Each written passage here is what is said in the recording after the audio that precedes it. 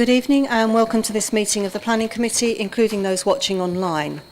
If the fire alarm is activated, please vacate the offices via the stairs, either through the security door to my right or opposite the lifts in the foyer. Please do not use the lifts. Please assemble in Hawley Square on the Green, where officers will assist you and advise when it is deemed safe to return to the chamber. Does anyone intend to film or record audio of the meeting? Thank you. I would advise that if filming takes place, anyone in attendance in the public areas may have their image captured. I urge anyone filming proceedings to avoid filming members of the public, particularly if there are children present.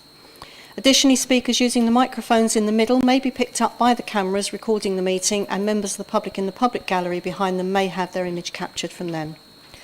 Would everyone present please ensure their mobile phones are turned to silent and that they are not used to make or receive phone calls or messages in the chamber whilst this meeting is in progress.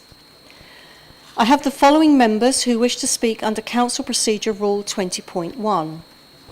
Councillor Fellows, Councillor Dawson, Councillor Cupp, Councillor Pugh, Councillor Worrow and Councillor Braidwood. Would any other members who wish to speak under Council Procedure Rule 21.1 please announce it now? Councillor Pugh? Yes, Chair. Councillor John Davis would like to speak under 20.1. He is on his way. Thank you. He will be added to the list.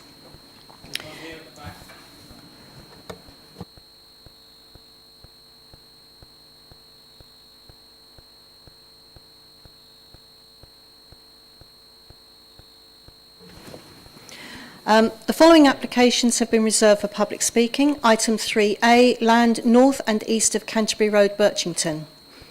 At this point, I would like to remind everyone that tonight we will be hearing the presentations from public speakers, including councillors, and then the officer presentation.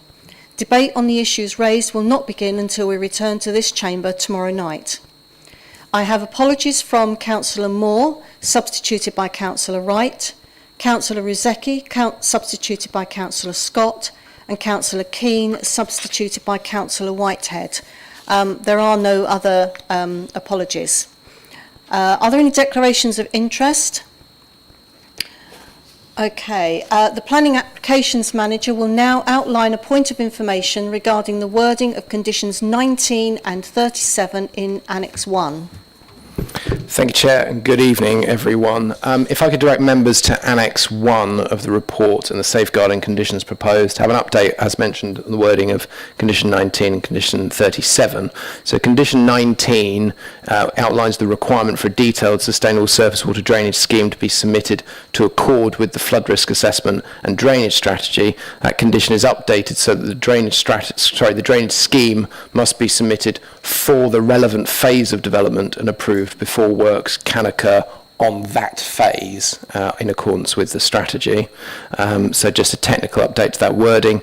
And then for condition 37, which relates to the junction at the location of the new school, is missing some wording from the transfer to create the report.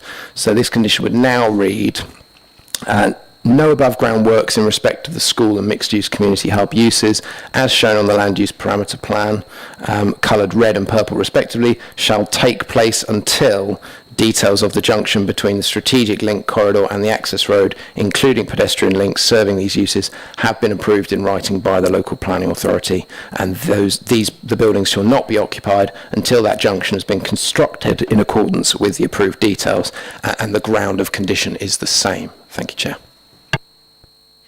Thank you. So agenda item, any site visits will take place for committee members on the morning of Friday the 13th of September at 9:30. Agenda item 3A, application for deferral and delegation for approval, land north and east of Canterbury Road, Birchington. Before I actually move on to the public speaking, I will just do a brief reminder that everyone will have a 3-minute time limit. When you start speaking, there is a green light. When the amber light comes on, you have 1 minute left. When the red light comes on, you have 30 seconds. When the bell goes, it ends. I am going to be strict about holding to the timings, but I will let you finish your sentence after the bell if necessary, but that does only mean a few seconds, please. So with that said, we'll now move on to public speaking, and speaking in favour of the application, Mr. Craig Nielsen, you have 3 minutes. Good evening. Thank you for the opportunity to speak tonight. I'm Craig Nielsen, Development Director for Ptarmigan Land, speaking on behalf of the applicant. I would like to thank officers for their comprehensive report. The length and content of the report is reflective of the huge amount of work everybody has done on this site. The fact the application was submitted nearly 4 years ago demonstrates that due process and robust consideration has been given in all of the technical matters. Most importantly, however, I firmly believe the scheme will benefit both the new and existing residents in Birchington. A key benefit of the scheme is its part in delivering the North Thanet link. The scheme will... Excuse me, if I can just stop you a moment. I do appreciate that there is a lot of emotional involvement in this application. Sorry, could you just turn your light off from your microphone off? I do appreciate there is a lot of emotional involvement in this, but please, I do need you to remain quiet. The members of the committee do need to be able to hear what everyone has to say, whether we or you agree with them or not. And your voices and your sounds do carry around, and it is disturbing. Thank you. Thank you. The scheme will deliver the first section of the North Thanet link from Canterbury Road to Park Lane. This will divert traffic away from Birchington Centre. We recognise how important the North Thanet link is. That is why the development is committing up to £19 million towards the delivery of this infrastructure. This is on top of the section of road that we are actually physically delivering between Canterbury Road and Park Lane. In terms of affordable housing, 15.5% of all units will be affordable. However, if KCC are successful with their MRN bid, 23% of all units will be affordable. That equates to 368 units being provided across the site. In terms of green space, 28.5 hectares of land will be provided for green space. That's equivalent to 44 football pitches, accessible not just to the development, but to the whole of Birchington and the wider community. On top of that, there will be a Section 106 package of up to £45 million, which will include a new two-form entry primary school, nearly £8 million towards a secondary school, £1.4 million towards the future expansion of Birchington Medical Centre, another £2 million towards the upgrade of local facilities. These are all facilities that will benefit not just the residents in this development, but all the residents in Birchington too. Fundamentally, however, this scheme will deliver 1,600 much-needed houses to the local area. The Labour government has prioritised the delivery of new housing. It has identified the important role that planning has to play in this. The application in front of you, which is an allocation in the adopted local plan, is the Council's opportunity to significantly address Thanet's housing needs. Thank you for the opportunity to speak this evening. I hope you will support the officer's recommendation. Thank you. Thank you.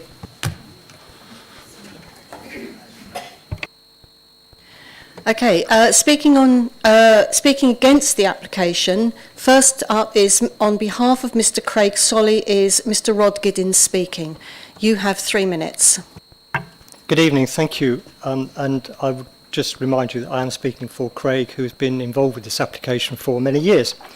Craig says, I always wanted to ensure that the Birchington community had a loud voice on our concerns and submitted detailed representations to you, but there are still numerous concerns and uncertainties. It falls short of what has been promised. The committee needs further information and debate to make a democratic decision. Please don't agree the recommendations. There are fundamental questions to confront. What is being decided here? No master plan, yet that's a policy requirement. We only have an illustrative plan. The report is contradictory and confusing. For example, it states that the 5 parameter plans are not formal plans, yet condition 6 requires the development to comply with those plans. Oh, and a development specification dated April 2024, which is not publicly available and not in your pack. There are these parameter plans, including one on building heights. It says that they will be no more than 2.5 stories high, but in one section of the report it says it could be 3 stories high. So which is it? Phasing is only indicative, but that parameter plan must be used for detailed applications. Again, with the layout, it's not being determined at this stage, but detailed applications would have to comply. I'm confused. Is it an outline application for access only, or is it a hybrid between outline and detail? On roads, the County Council is muddled.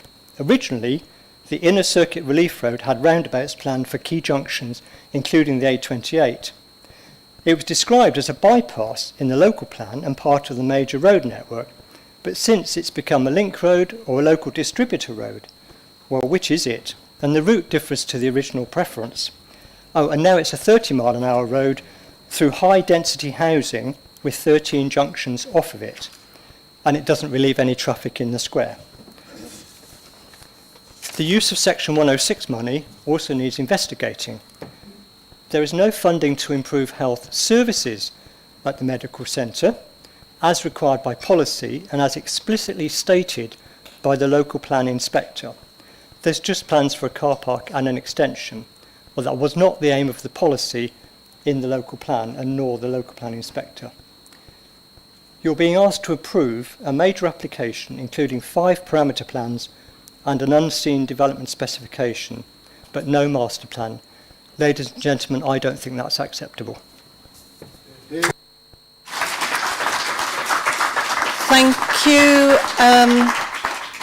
I would also appreciate if there was no cheering. That is not preferred, not. That's also part of heckling and trying to influence the committee. Next item, speaker is Ms Anne Ray. You have 3 minutes. Good evening. 1,800 Birchington residents wrote to the council to object to this development. Why? Because it will have a negative, overbearing impact on our village. 1,600 new homes, say on average 3 people per house. That's an additional 4,600 residents against a population currently of 10,000. That will mean that it's a 50% increase in our population in one fell swoop. All 1,600 homes are going to be built on prime farmland. That has been farmland and countryside for 500 years. This development will be intrusive to our countryside. The development is providing food that is much needed. Food security has never been more important to us. Also, at a time of climate change, this proposed development site is our village's green lung. It's got mature trees. It's also a very good soak-away. We need this land at a time of increasing threats from climate change. Also, this development will cause additional noise, disturbance and pollution. A new road is proposed linking Canterbury Road to Minnis Road. At the Minnis Road end, there will be a new small roundabout, just 60 metres from existing traffic lights, which manage traffic, which goes under a single track road underneath a railway bridge. I live opposite where that development roundabout will be. The traffic backs up daily beyond where the roundabout will sit. We will have gridlock. This is going to be a very popular shortcut for the thousands of residents who live in Minnis Bay, plus tourists. The traffic in the future will be backing up as far as our high street, which is only a few hundred yards away, and onto the development. All of this will cause additional pollution, noise and disturbance. I would ask you to reject this planning application. Thank you for listening. Good evening. Thank you. And please,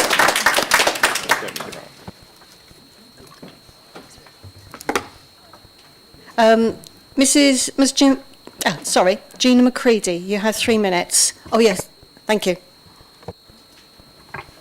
My name is Gina McCready. I've lived in Birch. Microphone, we can't hear the back.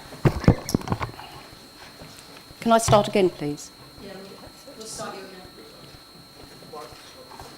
My name is Gina Macready. I have lived in Birchington for over 50 years and object to this application because it is put to the Planning Committee for approval with only 6 full working days for the councillors to read, understand and interpret over 600 pages of complex information. They now sit through 2 lengthy meetings tonight and tomorrow before having to make a decision. This enormous development spanning both sides of the A28 into Birchington has far-reaching consequences for both Birchington and Thanet as a whole. It is likely the most significant and complex application the Planning Committee has ever had to consider, and I believe this time frame is insufficient for the councillors to make any kind of informed decision, and it is unreasonable to expect them to do so. Thanet is one of the principal chalk aquifers of England, but throughout the report this uniqueness, history, irreplaceable habitat and true value is significantly understated, presenting the site in a way that is contrary to several key local plan policies, SP 16, 26, 36 and SE 04.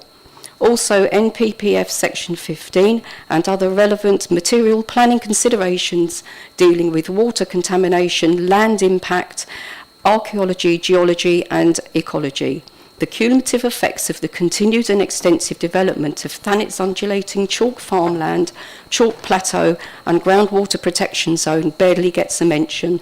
The report seems predisposed towards accepting non-compliance of material considerations, allowing the presumption in favour of development to apply.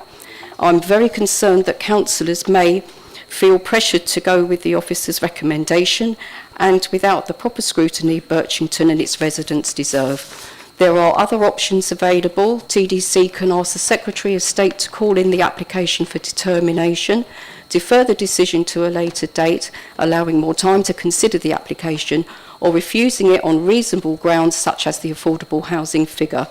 The Shottendane site appeal established that if councillors want to refuse an application on reasonable grounds, it must be done at the outline application stage and likely avoid the appellant's costs at appeal.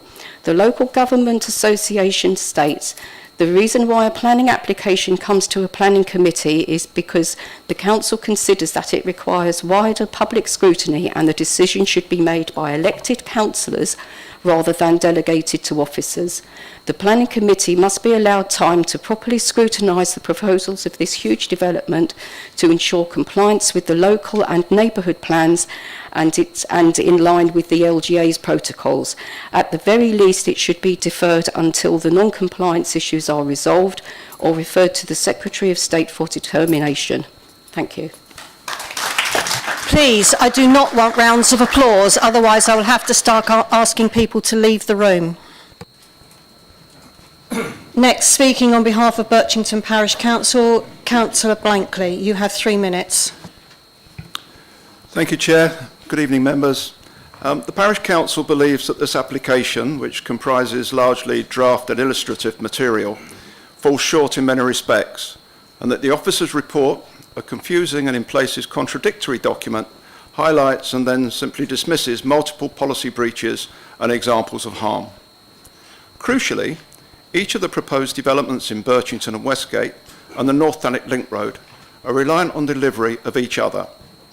We have serious concerns about the uncertainty and risk of deciding this application in the absence of full understanding of these other dependent schemes which have yet to come forward. The applicant seeks outline planning permission for access only, with all other matters reserved. This term is repeated in the officer's report, so we consider it disingenuous to also seek to gain approval for boundary changes and parameter plans relating to design, particularly when they clearly conflict with planning policies. This is preemptive in the absence of an approved master plan for the whole of the allocated SP 16 site, effectively asking the committee to agree parts of a jigsaw without knowing for sure what the full picture looks like. Our objections to this application remain as submitted on the agenda papers. If this application were accepted, it would expand the footprint of the allocated site, contrary to planning inspector rulings, destroy more prime agricultural land, potentially increase the new home numbers to about 1,750. It would give blanket permission for uncharacteristically tall buildings up to 13 metres high. exceed the policy ceiling of 30 dwellings per hectare, 35 dwellings per hectare by 5%, and place some 72% of dwellings on plots in excess of the ceiling. It would route the North Thanet Link Road, which is projected to carry 22,000 vehicles a day, through the highest density housing, separating it from much of the green space to the west, and would only be accessible from a few crossing points. The road junctions, based on 2031 traffic projections, would conflict with KCC plans and would have to be replaced and upgraded by 2040. And particularly of concern is the intention to locate a 400-place primary school adjacent to the A28 and North Thanet Link Road junction, projected to carry more than 40,000 vehicles a day. The application also would not meet the planning inspector's requirements to expand services at Birchington Medical Centre. It would predetermine the closure of public footpath TM37, and it fails to provide sufficient Section 106 funds to mitigate harm in Birchington itself. In short, this would be a poorly configured housing estate with few day-to-day amenities and minimal sustainable travel connections to existing amenities and services. An estate of mainly tall, high-density homes dominated by the traffic of the North Thanet Link Road. Council believes that these proposals are not sustainable and will cause significant harm to the community. If the committee is not minded to reject this application, it should defer and then reconsider it when an agreed master plan for the whole of the SP16 site... We have reached the 3 minutes. Thank you. I've got one more sentence to read. We have reached the 3 minutes. I've been strict with everyone else. Thank you. The whole of the SP16 site, clarity about the strategic development in Westgate, and certainty about delivery of the North Thanet Link Road. Thank you, Chair. Thank you. No, I do not want any rounds of applause, otherwise I will clear the gallery. That's the last warning.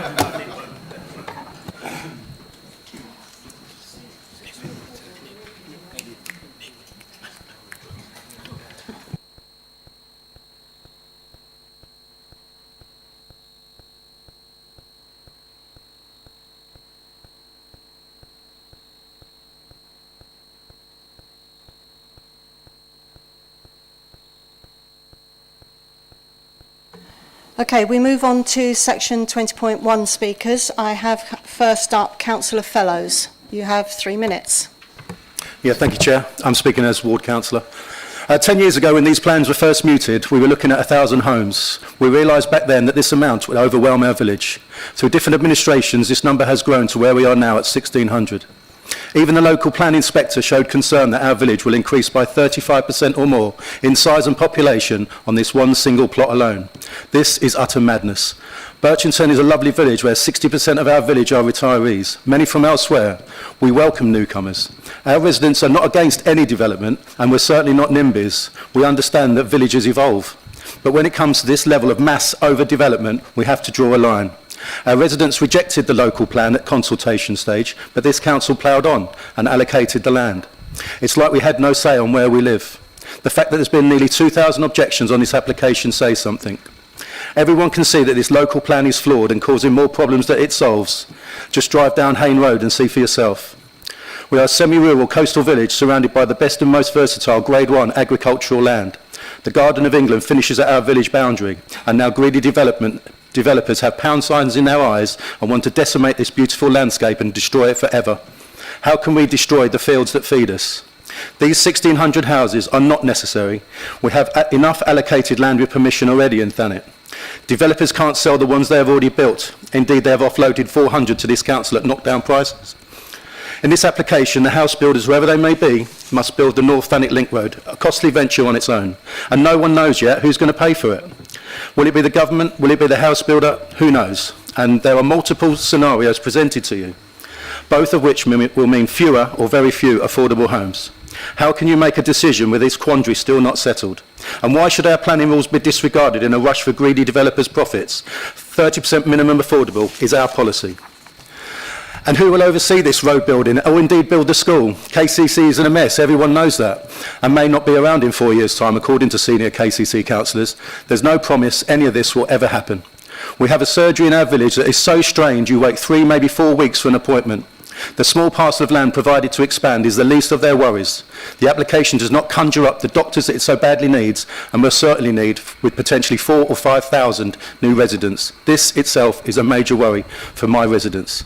On top of these fundamental issues, all of the others you will hear, the impact on our countryside and wildlife is unimaginable.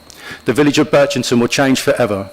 We cannot keep concreting over the best and most versatile Grade 1 agricultural land. The council must make a stand against this, and it can start right now. Our residents are behind you to do this, make no doubt about it. No one wanted this land allocated, as I said previously. This has been forced upon us, and this destruction must be stopped.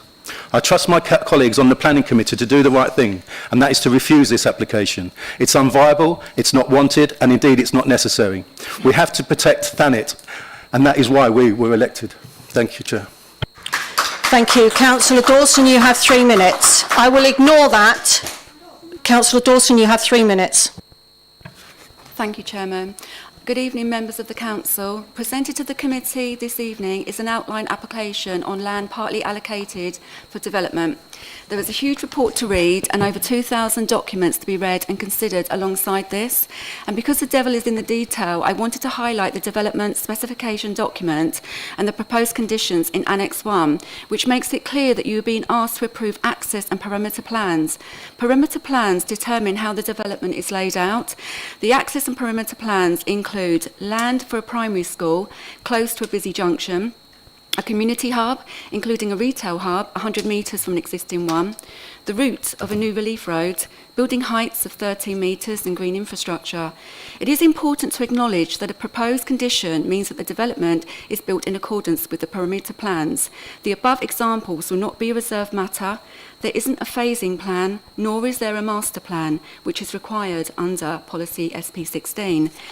In addition to this, the new relief road between Canterbury Road and Park Lane will split the southern sector in two. There will be a signal junction at Canterbury Road, despite asking for a roundabout, and KCC acknowledging that by 2043 a roundabout will be required, and up to 823 dwellings could be occupied before the relief road is completed. The KCC policy of infrastructure first simply doesn't hold any weight. You will also be agreeing to the terms of the 106 monies, which include 976,000 for off-site cycle trail along Minnis Road, 1 million for network rail to close 2 crossings, divert a footpath TM37 and build a new bridge, 1.5 million for upgrading the St Nicholas at Wade roundabout. If we were to save on these projects, there would be enough in the funds to contribute towards things such as improved health services and affordable housing. Affordable housing is the ultimate reason for building housing, to enable homes for those that can purchase at affordable prices. Why are we allowing developers to deviate from building affordable homes? The scheme before you is deeply flawed. Fixing perimeters now without an agreed master plan and phasing plan cannot be right, because all subsequent proposals arise from these. I'm asking you to refuse or defer the application until such plans are produced and come back to the committee for consideration. Thank you. Councillor Cupp, you have 3 minutes. Thank you, Chair, and good evening, committee members. For the last 5 years, residents of Birchington have been experiencing uncertainty. In 2019, the idea of this application was first presented to the residents of Birchington, where the plans were shown in such a way that supposedly the concerns and frustrations of residents would influence the proposal to ensure it reflects the needs and wants of those already living in the community, which simply hasn't happened. I say again, that was in 2019, and for the last 5 years, Birchington residents have had to proceed along a path, not knowing when this application would come to committee, not knowing whether further changes would be made to the application, and to some of our residents, the last 5 years have been incredibly hard, as they do not know what the future may hold for their village and how their own personal lives may change due to this application. We in this country live in a democracy, something that means the views and frustrations of our electors should be reflected in the actions that we choose to take in this very chamber. Now, I would be somewhat sympathetic if we stated that nobody wanted this application to move forward, if there were only a handful of objections that have been submitted. But we know that is not the case. This application has received over 1,800 objections, alongside petitions with thousands of signatures on. And I think we can see by how many residents have turned out today just how important it is to them. Now, these objections were not based on emotion, with statements of simply, "I don't want these houses." Residents had to take the time to research and object on grounds of planning matters, such as, but not limited to, building on Grade 1 agricultural land, issues relating to the new road layout and traffic, issues of expanding Birchton's GP surgery, which in reality is just giving them more spaces to park, and the delivery of affordable housing. Whilst this is a Birchton application, I urge the committee to consider the wider impacts that this site will have, not just on Birchton and the villages that surround it. If this application is approved, it will affect every single resident here in Thanet. There has been demonstrated recently this has been demonstrated recently with the road closures of Canterbury Road in Birchington, which has caused disruption on the roads around the village, which had a huge knock-on effect across the district, and that is a very small example compared to the disruption this application will bring. An application as big as this will not just change the village we all love, but it will change Thanet for the worse, and if this application is approved, that damage will never be able to be undone. So I ask the committee, as my fellow councillors and brilliant resident speakers have also stated, to refuse this application on the issues and grounds that you have heard tonight. If you feel, however, at this stage it is not possible to do so, then I urge you to vote for a site visit so you can personally see firsthand the drastic and negative changes this proposal will have on our village of Birchington and the wider district as well. Tomorrow, you will not just be making a decision on a few houses. You will be making a decision on what the future of Thanet looks like. Thank you. Thank you. Councillor Pugh, you have 3 minutes. Thank you, Chair, and good evening to my fellow councillors. I think it is clear from what you have already heard that there are considerable concerns about this application. It cannot be overstated that this application will have a significant impact on Birchington and the wider community. I will be focusing on the impact this scheme will be having on residents in Minnis Bay. Within their submission, the applicant has detailed their Quex to Coast scheme for improved cycle and pedestrian access between Quex and Minnis Bay. The principle of this cannot be argued with, nor shall I try to. However, my concerns are with the details. Quex to Coast would result in a zebra crossing being installed across Minnis Road, close to the junction with Galway Avenue, far away from the 2 rows of shops further down Minnis Road. It would introduce 30-minute limited parking outside the shops and install a cycle path along most of Minnis Road, as well as a new cycle path cutting across the green at Dane Road and Canute Road, then in at least 4 mature trees in a ward with the lowest tree cover in the district. Residents have never been asked if they want these changes, nor have their views been taken into consideration by the applicant. Fortunately, myself and Councillor Cupp have raised these concerns with officers, and we have been reassured that these changes will not be implemented if this application is approved. This does beg the question, what else in this application has been imposed on residents and their views ignored? All in the need for more housing across the district using a formula that we all know to be flawed. However, I would like to request that if this application is approved, that this funding remains in Birchington and is spent on improvements that are desperately needed to our public spaces. Alongside this, we already know that Birchington suffers from issues with traffic and congestion, and Minnis Road is no different. The addition of 1,600 homes will create more congestion coming in and out of the bay and the wider village, particularly as the new road will not be built before new homes are occupied. We saw the impact the road closures can have on the village when Southern Water closed part of Canterbury Road, and these new homes will result in more congestion. Another impact will be the potential closure of the pedestrian crossing over the railway line at Old Farm Road, which is frequently used, and the last assessment for movements was carried out in 2017. I know that Network Rail are keen to close this crossing, and this development gives them ample reason to do so. The alternative is to create a new bridge crossing further down the line. Whilst a £1 million contribution has been promised, this will certainly have diluted the developer contributions to other things, including, or maybe strengthen the argument of viability to reduce the proportion of affordable housing on site.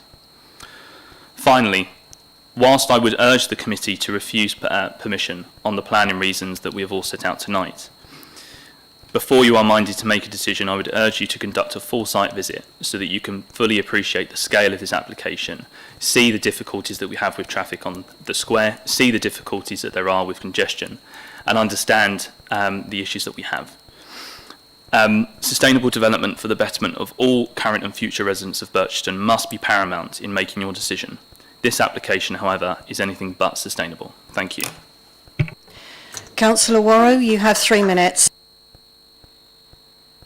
Thank you, Chair, and good evening, colleagues. I represent both Garlinge and Westgate, and as a former resident and councillor for Birchington, I'm fully aware of the detrimental effect that this application will have not only on Birchington, but on all of West Thanet. I face the same issues as a local councillor in Garlinge. The expansion of the area, which includes Westgate, has a larger plan for houses and, of course, a large loss of farmland. Affordable housing is being decimated by these various applications which are citing variable problems. This application is much the same. It is very clear that this lavish plan of new roads, new houses and solving affordability is just open to more problems. Instead, we have false promises, and more than anything else, we are playing into the hands of private developers who dictate profit over the housing needs of our communities. I also understand that the population is not growing as intended, which begs the question, who are these houses for? We are seeing the mass destruction of our ancient farmland for unnecessary housing as it becomes clear that the local housing figures just don't add up. The North Thanet link is in a similar precarious state. Will we see the money for the MRN bid? It is clear that funding will not be forthcoming and that cuts are imminent. It is not hard to see what happens if this does fail. This is why I'm objecting to this proposal, and I urge the committee to do the same. This allocated site in the local plan is not a plan to build the affordable housing people need and a road system which is based on champagne ideas with beer money. We have already seen the same with the Shottendane application that this committee refused, which has shown the cracks in the doomed local plan. Approve this and a chasm, the length of Shottendane Road, will swallow up any aspirations of home ownership, especially for our young people, and this is something that I cannot support. Thank you, Chair. Thank you. Councillor Braidwood, you have 3 minutes. Thank you, Chair. The local plan and the MPPF are the absolute bedrock in which all planning applications must refer from.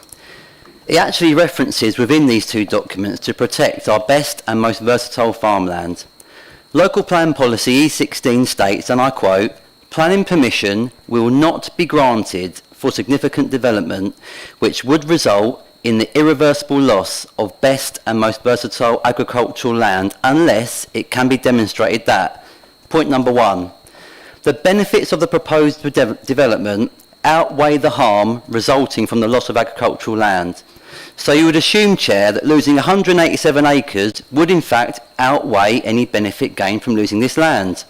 Point number 2, there are no otherwise suitable sites of poorer agricultural quality farmland. All farmland in Thanet is best and most versatile farmland, so this is yet another planning reason to refuse this application. Point number 3, the development will not result in the remainder of the agricultural holding becoming not viable or lead to likely accumulated and significant losses of high quality agricultural land. Losing this farmland will put the agricultural industry in Thanet at risk and will lead to an accumulated loss of high quality farming land. This is further highlighted in the statement in the MPPF page 55, which says policies and decisions should be, and I quote, "recognising the intrinsic character and beauty of the countryside and the wide benefit from natural capital and ecosystem services, including the economic and other benefits of the best and most versatile farmland." Just lastly, Chair, before I sum up, there is a freedom of information requested on the 5th of August, which asks for evidence demonstrating the planning inspector's action points in the local plan were carried out in the given time frame. This has still not been answered sufficiently and to me suggests the local plan is unsound. Tonight, Chair, I have given this committee valid planning reasons for refusal. The Planning Applications Manager may warn this committee that this land is already allocated for development within the local plan. He may say, we need to approve this application. I say we don't. I say we show courage, we show bravery. I say we look at our electorate and grandchildren in the eye and say we did everything in our power to reject this application, and I hope that this committee does the same. Thank you. Councillor Davis, I'm glad to see you made it. You now have 3 minutes. Thank you, Chair. Well, there's very little more I think I can say rather than reiterate what my colleagues on these benches have said, particularly Councillor Braidwood's, sorry, nearly called you someone else, Councillor Braidwood's excellent references to the MPPF, because I think what we have to look at here is that, for example, Sir Roger Gale today brought up the issue of lost, best, most valuable farmland in Parliament. I was pleased that the response from government was to say that their policy was as robust as ever to protect it. So why as an authority would we be pursuing a policy that government this afternoon stated publicly was not the direction we should be taking?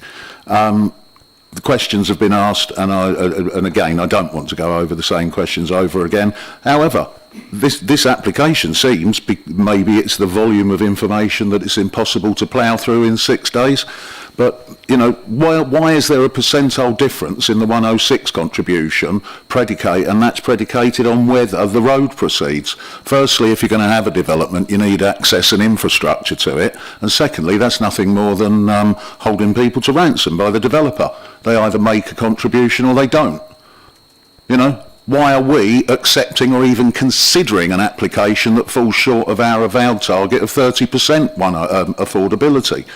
It's absolutely ludicrous that other smaller developments can claim that they can be profitable with a 30% contribution, but yet, despite economy of scale, two huge organisations, Ptarmigan and Places for People, and let's remember maybe that explains who these houses are for, because Places for People have specialised for the last decade or two in displacing city dwellers to the seaside and removing our housing stock. However, let's stick to the topic. 106 monies.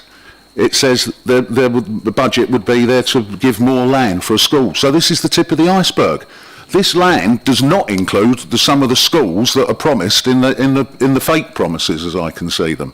And how can you debate whether something is viable and what the value of the contribution could be, and then say that you don't have a master plan?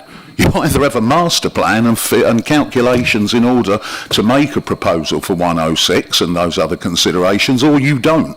These people want it both ways, and it's not acceptable. And this authority should not be being taken for a mug on insufficient information, because that's exactly what's happening here.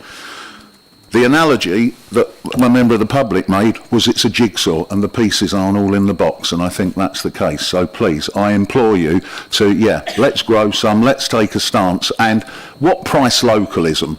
Most of us in this chamber were elected on the principle of objecting to loss of farmland. Let's do what we've promised these people behind them, and let's also welcome their involvement and passion when it comes to this community. Thank you. Councillor. Thank you, Councillor Davis. This meeting is now adjourned for 5 minutes before we come back for the Planning Officer's presentation.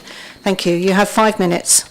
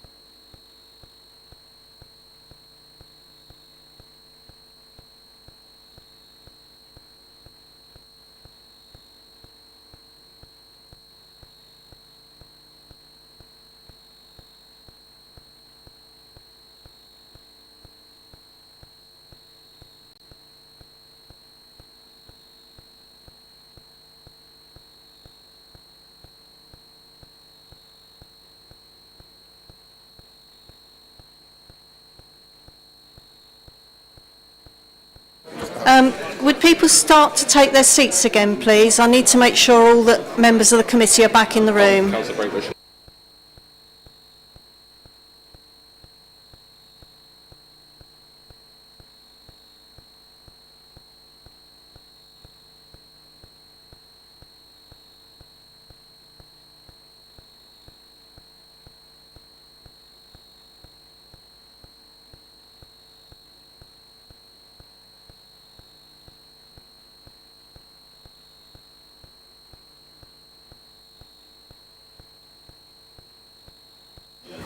Would members please return to their seats as soon as possible?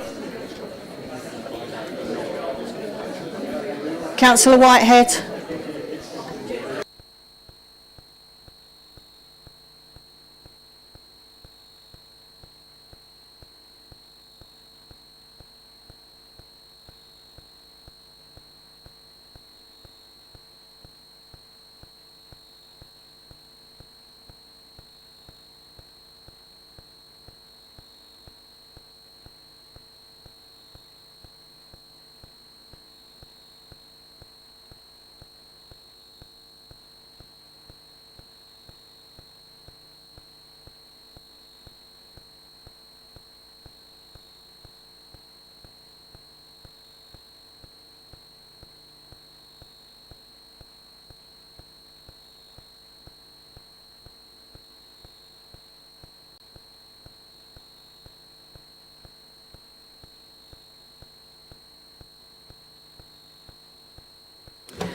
Okay, thank you. This meeting is now reconvened. Are we live? The planning officers will now outline the report, handing over to the planning officers.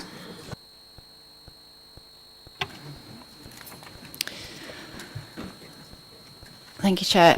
So this is the application site outlined in red here. So towards the centre of the screen is Canterbury Road, which runs through the centre of the application site. So it's in two parcels, one to the north of Canterbury Road and one to the south of Canterbury Road. To the north of this of the site is Minnis Road in this location here, and then to the far east of the application site is Park Lane and Acole Hill, with Manston Road running along in this location here. So this is just an aerial view of Birchington. So the application site is located in this area here and in this area here. So it would form an outward expansion of the village to the west into what is currently agricultural land. This is the strategic site allocations within the local plan. So the local plan needs to allocate sufficient land to meet the housing target over the plan period. Within the current plan, the housing need is 17,140 dwellings, and this is up to the year 2031. The local plan includes 7 strategic allocation housing sites, which will deliver approximately 8,800 dwellings of the 17,140 required. The strategic sites are made up mainly of greenfield land in sustainable locations close to the urban area. As the Council has been unable to meet the required housing delivery targets, under the NPPF, the Council are required to determine planning applications in accordance with the development plan, unless material considerations indicate otherwise, with the presumption being in favour of sustainable development. To assist in the delivery of the Council's housing supply, great weight should be applied to sites that are allocated for housing within the Thanet local plan. So on this slide here, just to indicate that Birchington is the site in this location here, and obviously we have the Westgate allocation, and then these are the areas close to Westwood for allocation, and then we have Manston Green in this location here.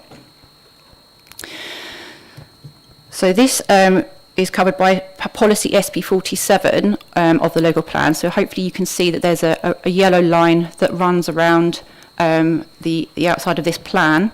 So this is the strategic route policy.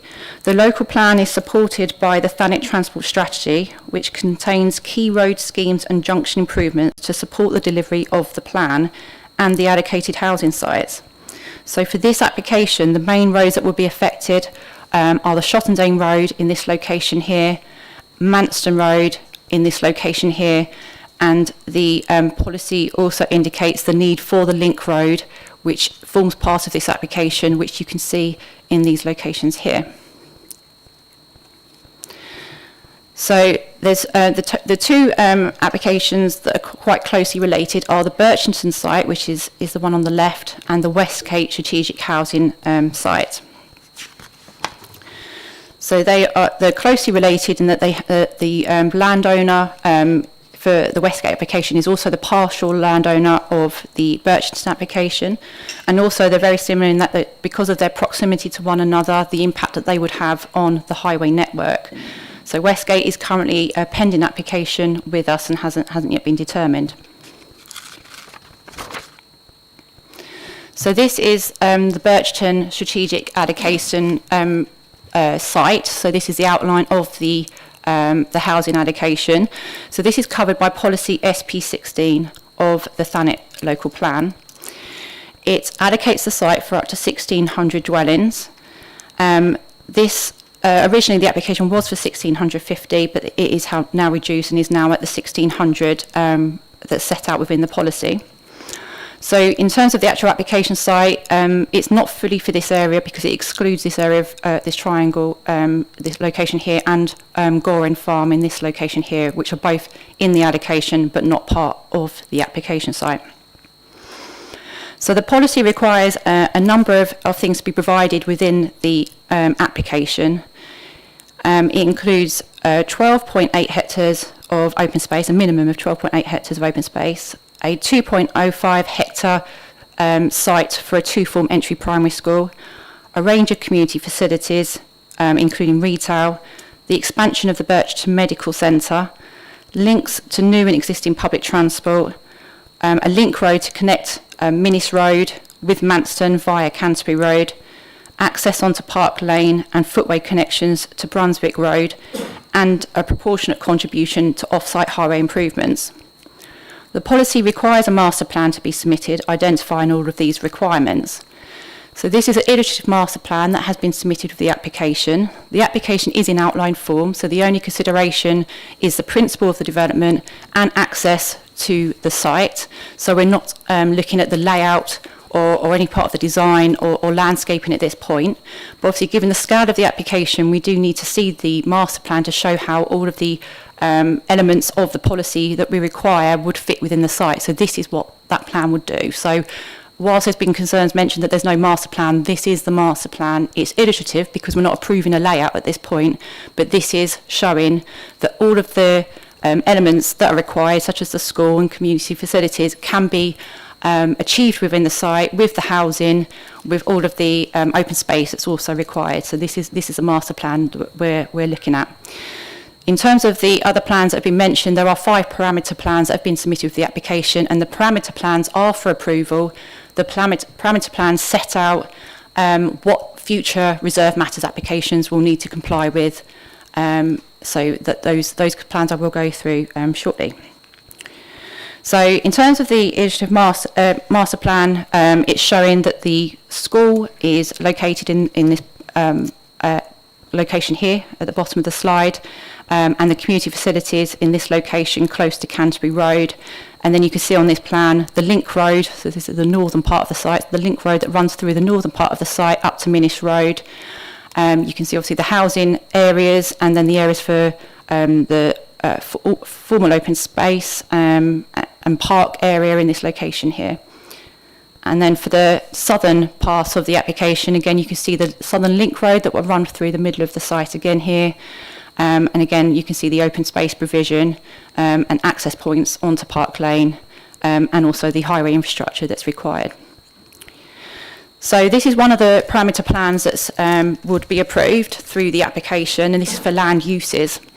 So the land uses plan shows where the different uses within the site would go. So the areas in brown are the housing, the purple is the primary school, the red is the mixed-use community hub, which would include 0.4 hectares of space, which would achieve approximately 600 square metres of retail and community space, so approximately 2 to 4 commercial units, and those would fall within use classes E, F1 and F2. to the north of the slide here, you can see the area in orange is the area of land that's been allocated as an expansion of the medical centre. So that's a 0.1 hectare area of land that would be given to the surgery. And whilst it's been mentioned that this would be used potentially for parking, it could be used for anything, so it could be expansion of the surgery. It's just basically land that would be given to them for expansion. And in terms of that space, that has been discussed with the Integrated Care Board, and they have agreed that that size of land for the expansion of the medical centre is acceptable, because an actual specification of size wasn't set out within the policy, but they've agreed that that's the size that they would be happy with in terms of expansion of the site. You can see obviously the link road that runs through, again, through the centre of the site as well, and the area in pink is a care home that's proposed. So that's not a requirement of the policy, but it has been offered in addition to the residential units. And as we have a policy that does seek to support independent living in terms of care homes, then the addition of this within the application is being considered.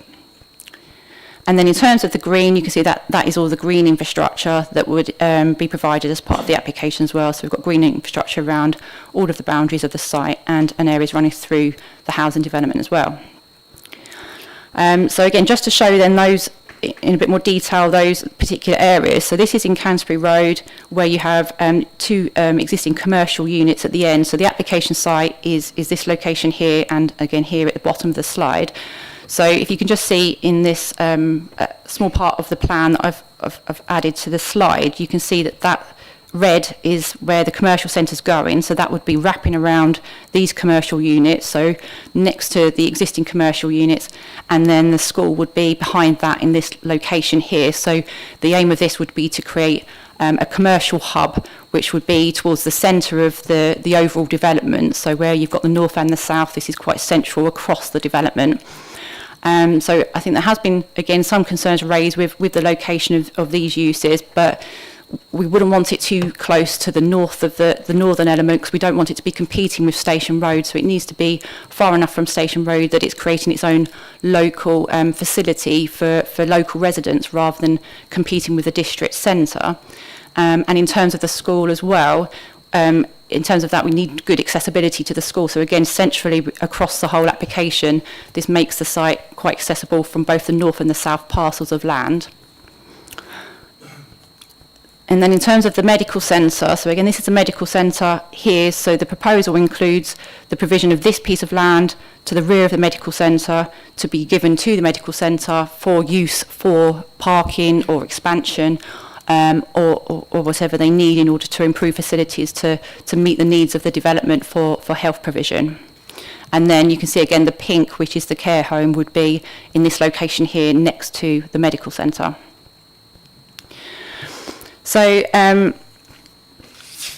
one of the issues with the application is to do with the boundary of the application, and this is the reason that the application is not fully in compliance with policy SP16, because it doesn't tie in with the exact boundary of the allocation within the local plan. So this slide is showing an overview of the two. So the purple outline is the allocation in the local plan for the strategic housing site, and then the red outline is this application and the proposal. So you can see this triangle of land in the top part of the slide is omitted from the application, and there's also an area here, Gorham Farm, that's also again omitted from the application. You can see that the main change is probably in this area here, where there's a large sort of triangle that then has been added into the application, which falls outside the site allocation boundary. You can see in terms of this area, it's mainly green infrastructure that would be provided based on this illustrative master plan. But there would be a few two pockets of housing that would project beyond the site allocation boundary, which would equate to approximately 15 dwellings. But again, without the actual layout, it's not definite at this stage, but that's what the illustrative master plan is showing. The red line also incorporates some highway infrastructure that's required for the delivery of highway infrastructure to mitigate the impact of the development. So again, on Canterbury Road, you can see the extension of the red line, which would be seeking the sight lines that are required for the proposed works on Canterbury Road. And on the bottom of this slide here, on Acol Hill, you can see again the extension of the red line that goes around some new highway infrastructure on this road as well. So the main reasons for this change in the boundary line is to do with following the field boundaries of the site. So this plan is showing the different land holdings on the site. So the area in pink and the area in grey and the area in blue are all owned by the applicant, and these form one land holding. Farm holding, sorry, not land holding, farm holding, and the red line is following the field boundaries of that area.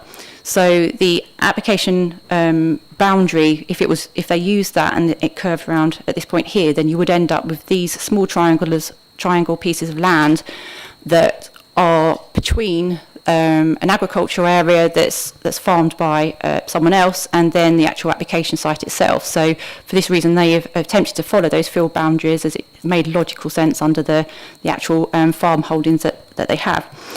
Now in terms of that, the other issues, so when considering the actual policy allocation boundaries through the local plan, one of the issues was to do with the archaeology, which I will discuss later, but there's large areas of significant archaeology in this area. And for that reason, local plans decided to look at a boundary that didn't include those areas.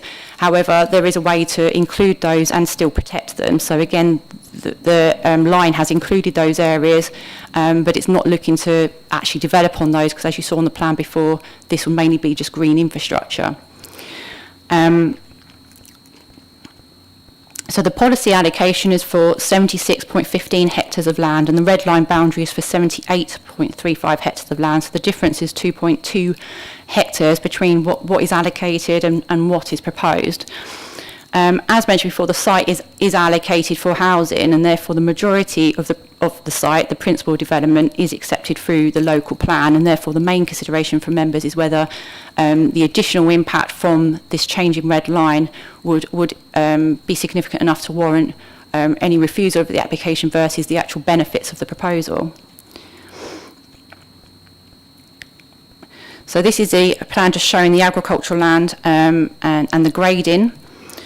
So the NPPF requires poorer quality agricultural land to be used before higher quality agricultural land. Best and most versatile land is graded at 1, 2 and 3A of the agricultural land classification. The site, as you can see from this slide, is mainly grade 2 and 3A, which is good and very good quality, and this has been appreciated following soil samples that have been carried out. The land classification maps for the area show that 95% of agricultural land in the district is best and most versatile land. The northern part of this site is, I understand, to be farmed for winter wheat, and the southern for winter beans. And therefore it is accepted there will be an impact on agricultural land and on food production. But this impact is unavoidable when we're allocating strategic housing sites within the Thanet local plan. The loss of this land for agricultural use has been accepted through the acceptance of policy SP16, which has gone through local plan examination. Policy E16 requires the benefits of the proposal to outweigh the harm from the loss of the land. Now the benefits, again, when considering the difference between the allocation boundary and the actual red line boundary, in terms of that additional impact on agricultural land, the benefits from increasing it into the agricultural land is that you'll end up with green infrastructure, which will add biodiversity benefits. Also that we end up with highway infrastructure that's needed to mitigate the development, and also through the protection and enhancing of the archaeology of significance within the area. But it's appreciated that there is also harm, and that needs to be balanced against those benefits. So this is the landscape character area map for the area. This falls under policy SB26 of the Thanet local plan. The site lies within central Thanet undulating chalk farmland character area. So it is accepted again that there will be a visual impact from the proposed development. It's going from open farmland to a physical housing development, so there will be that visual impact. But again, we have to give weight to the allocation, and therefore, as it has been allocated, it's accepted that there will be that visual impact. Now, when looking at the plan, so this again is the northern parcel of land. And again, from this, you can see the areas of housing development. So these are the physical areas of development, and then the darker green is the green infrastructure. So the two pockets of land that, based on the illustrative master plan, would extend beyond the allocation boundary are in this location here and in this location here. So the main consideration is whether the impact from these additional buildings that extend beyond the allocation boundary would have a significant impact on the landscape visual impact or the landscape visual character of the area to warrant refusal of the application. Now, we're considering views of these areas. If you were taking views from Canterbury Road, looking across the site, as you saw from the master plan, there's quite a deep landscape buffer that would extend around the boundary of the site, and so views of this area from Canterbury Road are likely to be quite screened from Canterbury Road by that green infrastructure. There's also public rights-of-way that would extend along the north here. So there's a public right-of-way here, and then we've got paths that run along the coast as well. Again, looking back towards the development, that one of the issues is the fact that there's a backdrop of existing residential development all around the application site. So at every direction you look, if you're looking from the north towards the site, or if you're looking from Canterbury Road towards the site, you have the backdrop of existing housing development, and therefore the main consideration with the landscape character area is trying to protect long views. And obviously with the backdrop of residential development, the impact is not going to be as significant as if there was a completely open area and you didn't have that residential development adjoining the site. So in terms of just looking at some of the views through the site, through the illustrative master plan, some of these views have been protected through green corridors that have been provided. So looking at the plan, you end up with Mill Row. There's a green corridor that would run through the site here. Then from Essex Gardens, looking across again, we have another green corridor. And then from Minnis Road at the north, we have a green corridor running down from at this point here. So I'm just going to show you a few images of this. So this is Canterbury Road, and this is the application site on the left here, also on the right, but at the moment I'm just looking at the northern part of the development. And then this is showing the field as the agricultural land as it currently is. So you can just about make out on the left-hand side of this screen the hedgerow that forms the field boundary of the application site. And then again here you can see this is the boundary of the application site. So the boundary runs from this, the application site runs from this point here to this point here, and then round the back. So again, if you were looking across to the development that extends beyond the red line boundary, it would be approximately be in this location here. And again, this is the area that would have the new green infrastructure planted and would have that buffer area of structural planting and new hedgerow planting in this location. So again, views across of the area that extends beyond the allocation boundary from this point would not really be affected. And then again, this is just showing that view again. So again, that area that extends beyond the allocation boundary again would be approximately this area here, and this again is the boundary that runs around the edge of the site. And again, you can see from this view the backdrop of existing development. So these are all residential developments in the distance, so there's already those there. So if you're looking again, as I mentioned, for long distance views of openness, then there's already that development in the distance. And then this is a visual that's provided by the applicant. And obviously this is all at illustrative stage at the moment, but this is represents the view from this angle. So again, this is how this would potentially look in the future. That if you were driving along Canterbury Road, that this would be planted along on this boundary with this wide landscape buffer, which would help to screen and mitigate the housing development. So this is one of the other parameter plans. So this is for the green infrastructure parameter plan. So this shows all of the areas that would remain as open green space as part of any future application. So all future reserve matters would need to comply with this. All of the areas that are shown as green would need to come forward as green space in the future. So again, just in terms of looking across views of the countryside, again, you can see the green corridors that have been maintained through the development. So again, from Essex Gardens, Mill Row, And then you've got the Minnis Road that would run along here, so there would be those longer views through the development of green space. So then this is taken some photos just showing those views. So this is from Mill Row looking towards the development site, which is in the distance here. And then this is from Essex Gardens. So this is a public right-of-way that extends through the site. So this is areas being maintained as public right-of-way, and this would be maintained as a green corridor through the site. And then this is a view from Gordon Square, which is next to the medical centre. And again, this was an area where there would be another green corridor running through. And then this is now from Minnis Road looking across the site. So again, there was an area where that ran across, which again, you've maintained some distance view through the development. And then this is taken from the current railway crossing point. So you can see here, this is the public right-of-way that runs through the site. So this piece of land is the triangular piece of land that's not included within the application, but is part of the allocation. So the development is sort of further back from this point. And again, from this angle, again, you can see the backdrop of existing development, and therefore, in terms of impact on long distance views, again, that does help with reducing the impact by having that backdrop of existing development. So this is now the southern parcel of land off Canterbury Road. So again, you can see then from this the areas of planned housing development on the left-hand side here, and then these areas would be the green infrastructure on the right, again running along the boundary edge of the development. And then this is the illustrative plan for that space. So again, in terms of views through, green corridors have been maintained from King Edward Avenue running through the site at this point here, Brunswick Road at this point here, and from Park Lane, where there's an existing public right-of-way, again another corridor will exist through this site here. So again, just some views now of the southern part. So the southern part is on the right-hand side here, and this looks across to that application site. So this is how it currently is, and then this is the boundary of that site. So you can see it's everything then on the left of this.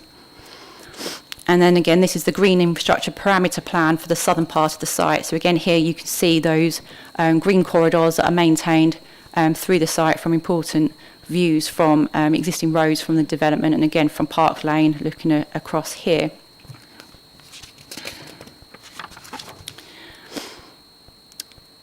And then these are some photos just showing that space. So this is the photo taken from Park Lane looking across where the public right-of-way is.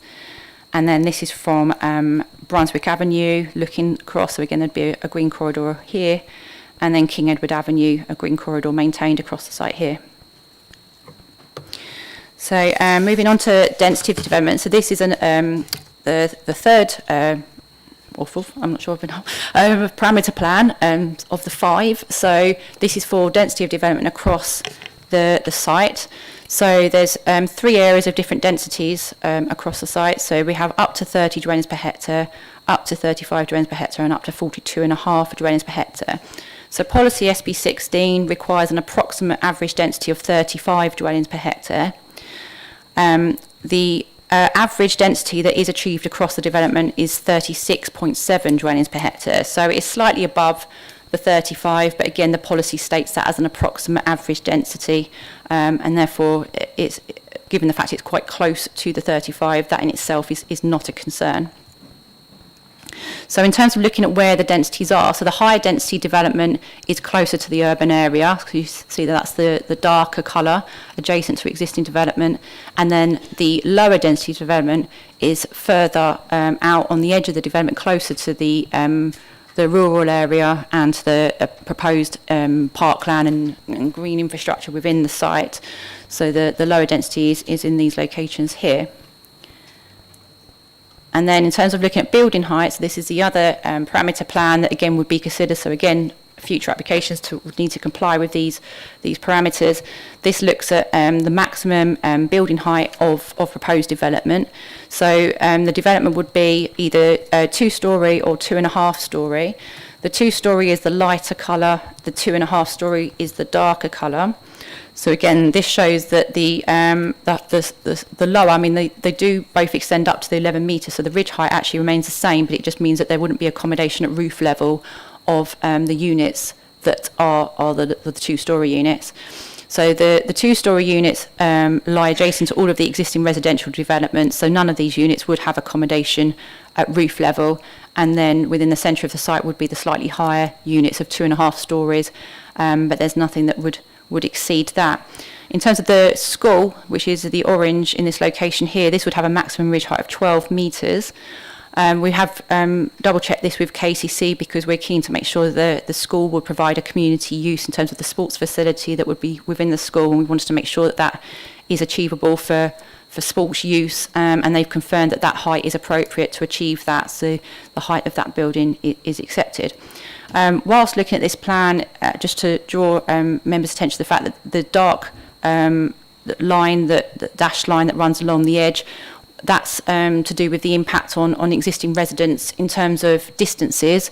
So where that line is located, it's shown that any new development would be 25 metres from the existing rear elevation, or a minimum of 25 metres from the existing rear elevation of any existing residents, or a minimum of 15 metres from the rear boundary of any residents, in order to try and protect future privacy of those neighbours. But again, as part of any future reserve matters applications, that will be further looked at in detail. We're not considering any impacts on neighbours at this point because there being no layout plans at this point.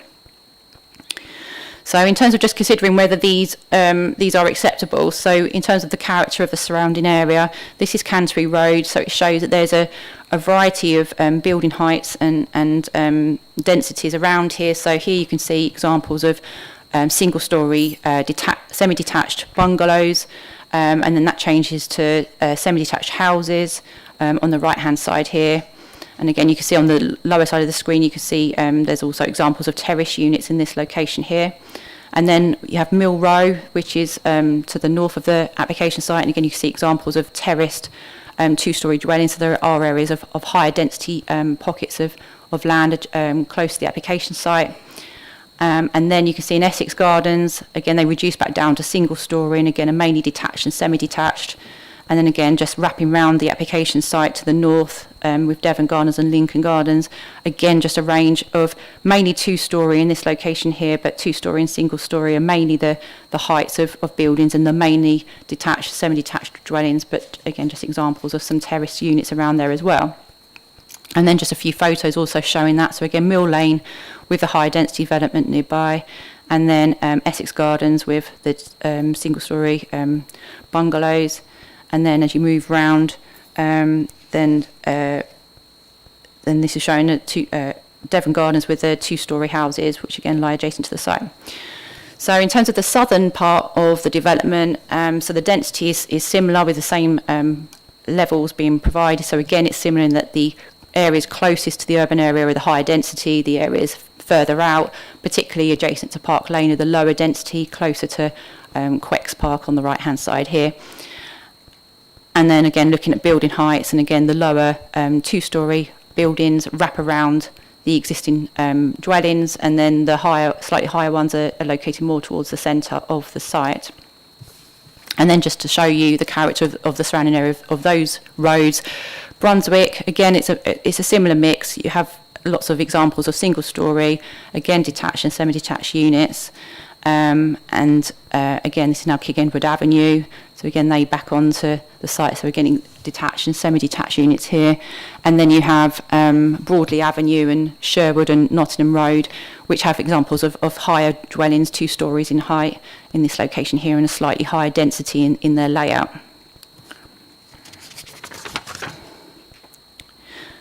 And then just showing a few photos of these as well. So this is actually in Park Avenue, which is just showing an example of just 2 isolated semi-detached units in that road. And then this is showing Brunswick Road, and then again Brunswick Road, and then just showing views across to Nottingham Road and Sherwood Road. And again there. So in terms of looking at the character of the area, the design and access statement includes a plan that considers the different character areas across the application site. Reference has been made within the statement to the character assessment and design guidelines that support the Birchton neighbourhood plan. Character areas that are provided reflect different features, materials, building styles and layout. And it's just difficult at this stage to know exactly how this is going to look without the actual full details of the layout. So there's a condition 63 which requires any future reserved matters application to include a design code that has regard to Birchton neighbourhood plan and the guidelines and character assessments that support that. So that would be a requirement for any future application to show how the development and the design and layout of the development would comply with that guidance of the neighbourhood plan. Then just to show you a few images of how the site could potentially look, which have been provided as part of the design access statement. So this would be, and this is an example of how the community and commercial area could look. So the aim would be to try and create more of a sort of a hub landmark area close to the existing commercial units, and then these would have the community units at ground floor with potentially retail units to support the community as local facilities with some potential residential above. These are just some more examples of within the site areas of green infrastructure and how that would potentially laid out. So again, none of these for approval, but just indicating how through the character assessment they're looking to potentially bring the site forward in the future. And then again, just a few more images showing how that could look in terms of the different pockets of character. So again, you've got a few terrace blocks in this location here, showing how the units on the right-hand side here would potentially front onto the link road. And then the area of formal sports space to the bottom, and then Minis Road on the right-hand side, again showing how that would look with the area of parkland on the right. So in terms of impact on listed buildings, Goring Farm is the closest listed building to the site, so that's in this location here and the listed buildings here. Policy SB16 requires consideration to be given to the preservation of the buildings and their setting. This site is within the allocation boundaries, as previously mentioned, but it's not within the actual application itself. So it's previously had permission for 7 units within the site, so that's previously been approved in 2022, and therefore there has been residential approval of that site, and therefore it doesn't form part of this application. It's a different land ownership. But it shows that there has been some development within the site that has impacted upon the listed buildings, and that needs to be considered as an extant consent. Obviously for this application, again, all we're looking at is the illustrative master plan that we have before us, and what that currently shows is that there would be a large landscape buffer and again green infrastructure at the point closest to the boundary with Goring Farm. It's acknowledged through the report that that there would potentially be some harm to the setting of Goring Farm, just because at the moment there's currently open farmland behind it, and then there won't be. So that in itself is just going to be harmful to the setting. But as the area immediately to the rear of the site would be large open space with green infrastructure provided and planting, and as the height and density of the nearest development to the farm would be the lowest provided through the parameter plans, then the impact on the setting of the listed buildings is considered to be less than substantial. In terms of archaeology, so there's 2 scheduled monuments close to the site. So on this plan you can see the areas that are outlined in pink here. So you have one in this location here, and then we have one in this location here. So these are of extreme importance that we need to see protected. They don't lie within any part of the application site, so there's no direct impact on either of the scheduled monuments. But because these are so important, that from the work that's been carried out, it's shown that there is lots of significant archaeology that does actually extend into the site.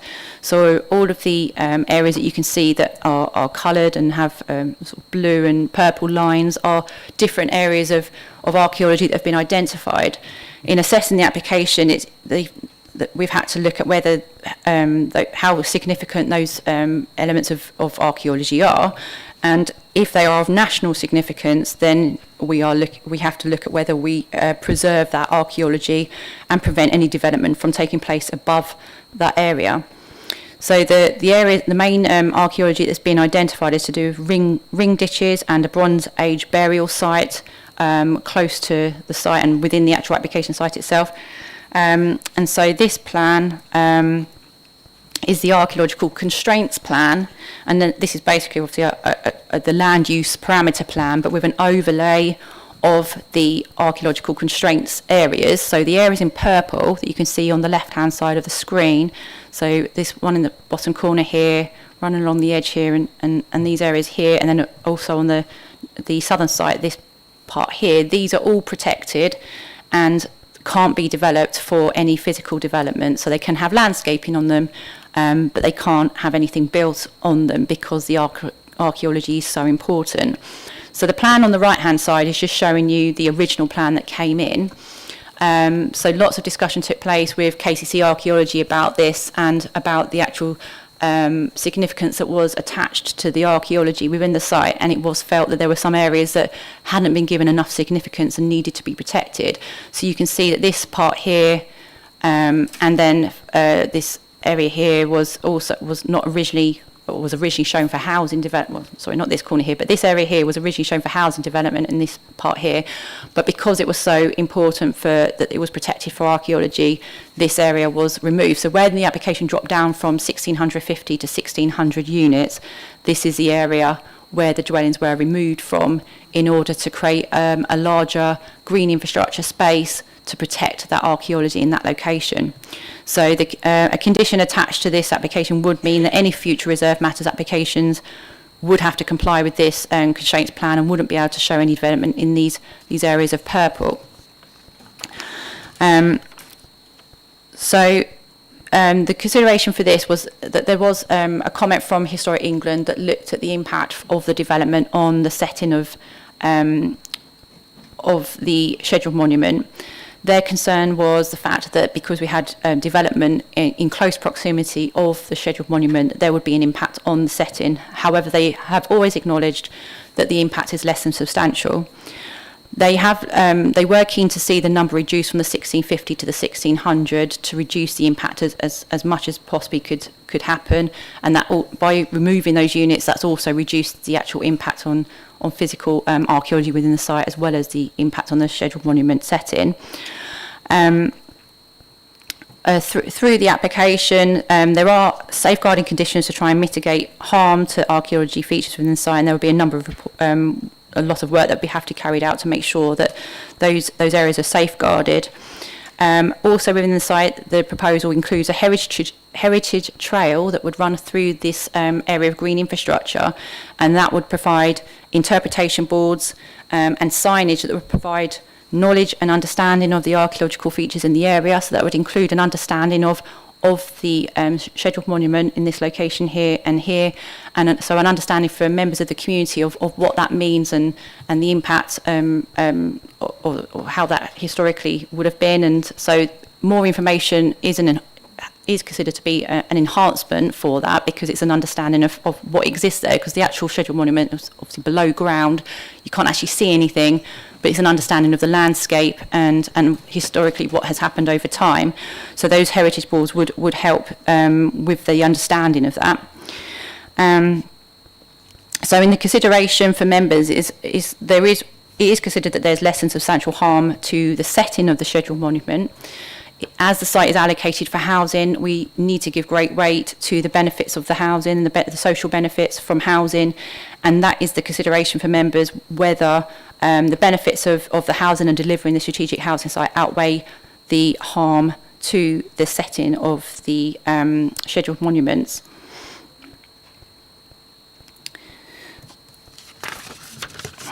So just going back to the green infrastructure plans that I touched on earlier. So this is just showing a bit more detail about the green infrastructure plans. So this is showing that, so the dark black is structural planting that would take place around the edge of the development. The yellow is the indicative Quex to Coast recreation leisure path that would run all the way through the site from Minnis Road all the way through to Manston Road. It shows the location of a potential sports area. The shaded area here is the Nature and Heritage Park, and then the pink is again lines of trees through the site. The yellow area here is down as an edible landscape corridor. Originally it was suggested that that's all that would be rather than allotments, but there is a requirement of the policy for allotments to be provided, so the specification now does indicate that that is clearly going to be allotments, and that would then be in this location here. You can also see the stars which indicate where the play areas would be. So there's 23 play areas proposed throughout the development, which would include laps, leaps, neeps and muggers. So again, all of those would comply with the legislation in terms of how close each of those need to be to residential development. And then you can also see as well on this plan the shaded area in this location here, which is a 10-metre buffer between the existing residential developments along Canterbury Road and the primary school in order to try and keep some distance between the playing fields of that development. And then on the southern side, again, similarly, you see the trees that would run around the edge of the site here. You again see the stars of the play areas within the site. And again, you can see the continuation of the leisure path that would run through up to Park Lane. So in terms of the actual open space, all of the open space provision complies with the requirements as set out within policy GI04 of the Thanet local plan.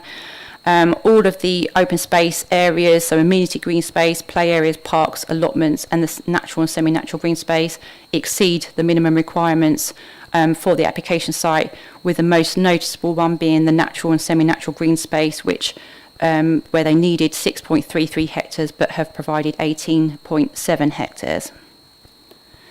In terms of trees, there's no TPOs within the site. There are very few trees, and the ones that are there are of poor quality and not worthy of TPO.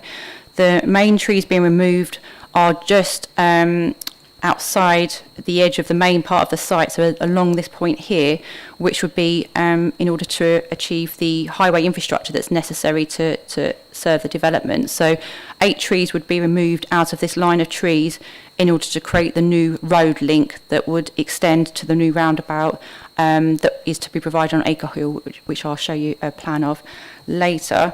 So in order to compensate for that, obviously, as I showed you on the previous plans, there's lots of new tree planting within the site as part of the proposal, much of which is actually within close proximity of this site, so it's considered that would compensate for the loss of these 8 trees.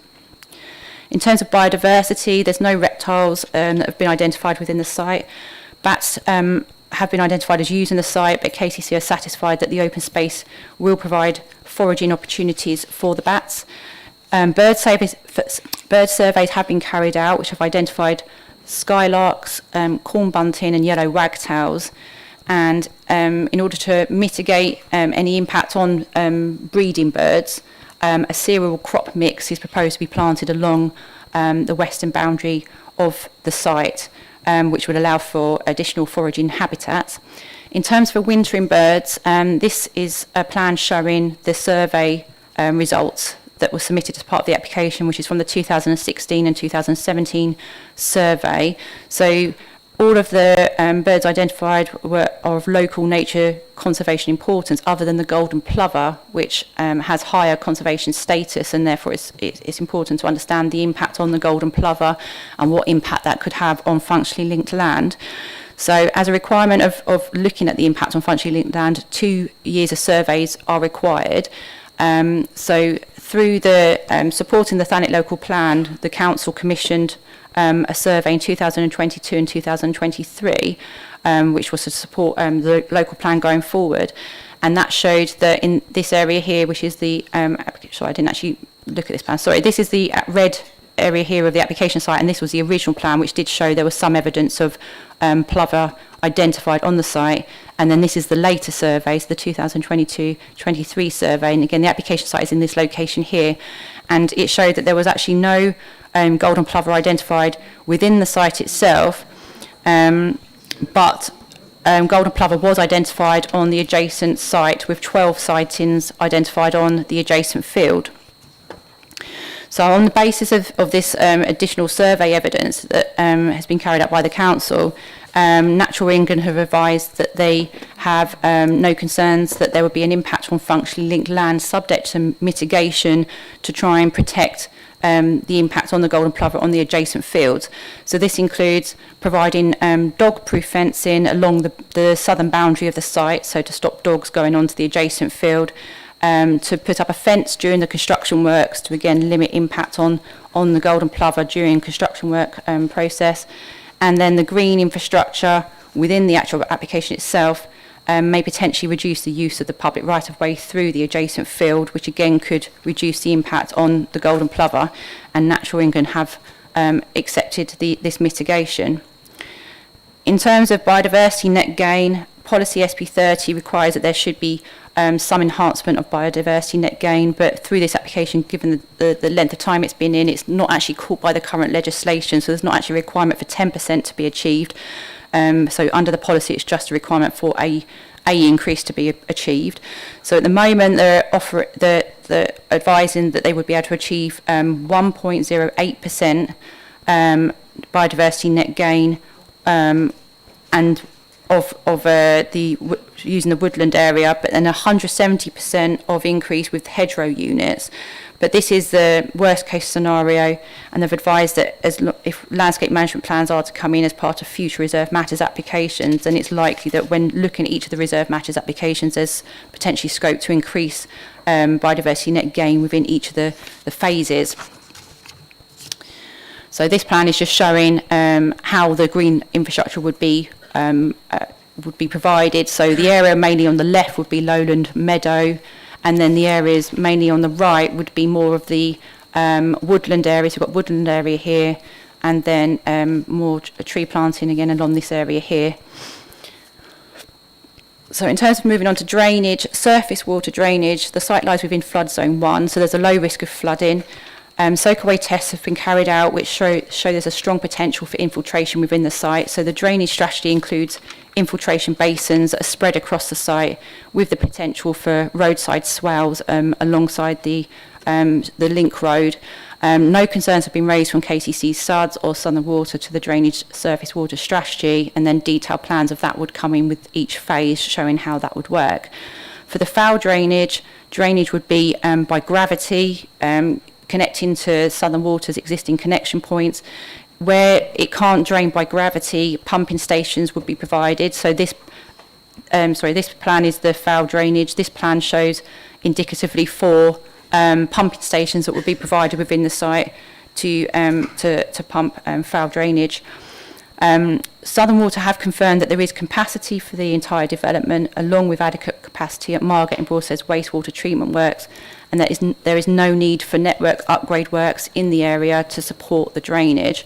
And we made certain that we double-checked this point because the letter that we received back from Southern Water was quite a standard response, so we sent very clear questions to them asking this point, and they came back confirming that there's no need for upgrade works in the area. So in terms of utilities, an energy strategy condition to cover each phase, given the uncertainties in legislation around current building regulations, is proposed, but no issues have been raised by any consultees at this stage regarding gas, electricity or water supply. In terms of contamination, the site lies over an aquifer and source protection zone, but no concerns have been raised by the Environment Agency, subject to safeguarding conditions requiring details of drainage and a remediation strategy to be submitted if contamination is found on site during works. In terms of air quality, an emission mitigation assessment has been submitted.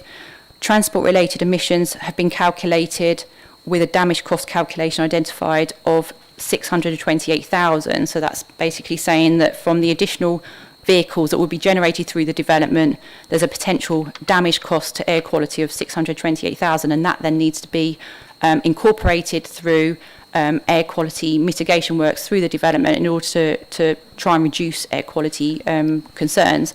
So mitigation package to reduce the impact on air quality includes like the footway and cycle links through the site. It would include electric vehicle charging, connection to the public transport and landscaping within the site. Environmental Health have also advised that the mitigation would exceed air quality objectives, with the link roads diverting traffic away from the square, which is a former pollution hotspot. And part of the damage cost that has been identified would go towards the upgrading of the air quality monitoring station in Birchington.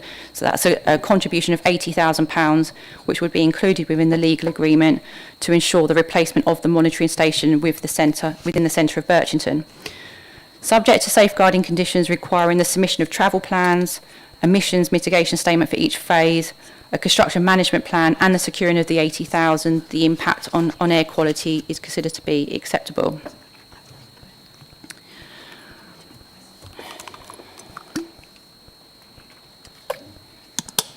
So I'm just moving on now to the highways side of the application. So this is the final parameter plan, which is for access and movement. So this plan shows the connections through the site. So you can see the black and white route running through here is the link road. So a link road through the northern part of the site and a link road through the southern part of the site. There's a minor vehicular access point in this location here onto Park Lane. Then you can see the public rights of way running through the site. They're the green lines. So they're all the existing public rights of way. So as part of the application, it would be securing those public rights of way and looking to upgrade and resurface those through the site. The yellow line is, again, the leisure route that would run from Park Lane all the way over to Minnis Road. And then you can see all of the connection points, pedestrian connection points onto the existing settlement. So the pink areas here are where there would be pedestrian and cycle links that connect onto the existing settlement. So I think some of the concerns raised was whether this would actually fit in with the existing settlement in terms of permeability, and it shows that it wouldn't be just a separate development, it would actually link in quite a few places with the existing settlement in terms of those pedestrian movements. And then on this plan you can also see the access points which are for consideration through this application, which are on Acol Hill in this location here, and Minnis Road in this location here, and then the improvements to Canterbury Road. And then just a more detailed view of those plans.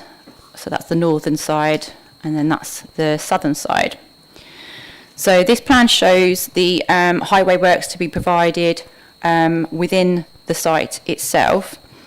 So in order to mitigate the impact of the development, there's a need for quite significant highway works. So these are all within the red line boundary and would be delivered by the developer. So I'm going to go through each of these. So this is Canterbury Road, we've got Minnis Road, and we've got Acol Hill here. So I'm going to go through each of those pieces of infrastructure. So first of all, the Canterbury Road signalised junction. So this is the location of the signalised junction. So it would be in this location here on Canterbury Road. And then this is taken again down at road level. So again, it would be in this location here. And then this is the plan for the signalised junction. So what this shows is that this being existing Canterbury Road running through the centre here, this being the northern link road and the southern link road. So there would be traffic lights at this point, and then you would find there would be these slip roads that would allow for traffic to move. So from the southern link road, you could come straight out going west, or coming from the west, you can go straight into the northern development site. And again, if you were coming from Birchton, you can slip straight into the site on the southern link road here. KCC have advised that they are satisfied that following amendments that the proposed junction design has been satisfactorily modelled to support network capacity using a 2031 scenario, which is all the applicants are required to do, because they have to demonstrate that they have looked at the scenario through the plan period, which is the 2031 scenario. Modelling was based on 1,800 units rather than 1,600, so they've also looked at more of a worst case scenario, and in each case it has shown that queues at this signalised junction would disperse within one green phase of the light, so there would be limited queuing at the junction from each direction, and within one turn of the lights vehicles would be able to move through that junction. The plan also shows, on the left-hand side, you can see here that the intention is also reduce the speed limit. So the speed limit would be reduced to 30 miles an hour at the bottom of the hill. So as you're coming up to the signalised junction, it would be at 30 rather than the current 40. A safety audit has been carried out for this junction and a swept path analysis for this, and both of those have been satisfied. There has been the issue to do with the impact of this, and the location of the school has been raised. So Highways have considered this and have discussed what impact that could have, and we can only really know truly what impact that would be through the reserve matters application once we actually look at the design of the school in relation to this access road. So there is a very clear condition attached to the application that requires full details of this relationship between the link road and the school to be submitted. There are many options that could come forward that would prevent any significant impact from the school and this road. So that would come forward as part of the condition once we understand the layout. It has been raised again in numbers of objections about the potential for this to be a roundabout. So that has come forward as part of KCC's design that they've been looking at through the MRN submission. But through that, they've been looking at up to 2041 rather than up to 2031. And they're having to do that because they're having to look at additional growth. But for the purposes of this application, the developer and the applicant are only required to look up to 2031, and that shows that the signalised junction does work without a severe impact to the highway. Now, if in the future the MRN bid were, and I'll talk about the MRN bid data, but if there was some funding that came forward, then at that point there could be the option to provide a roundabout, but that will have to come through separate applications. There'd have to be another application to look at that. But the applicant is open to bringing that forward if the funding is in place for that. But it would be unreasonable for us to object to this signalised junction through this application when they have demonstrated that it does meet the mitigation necessary for this application and for the 2031 scenario that we're looking at.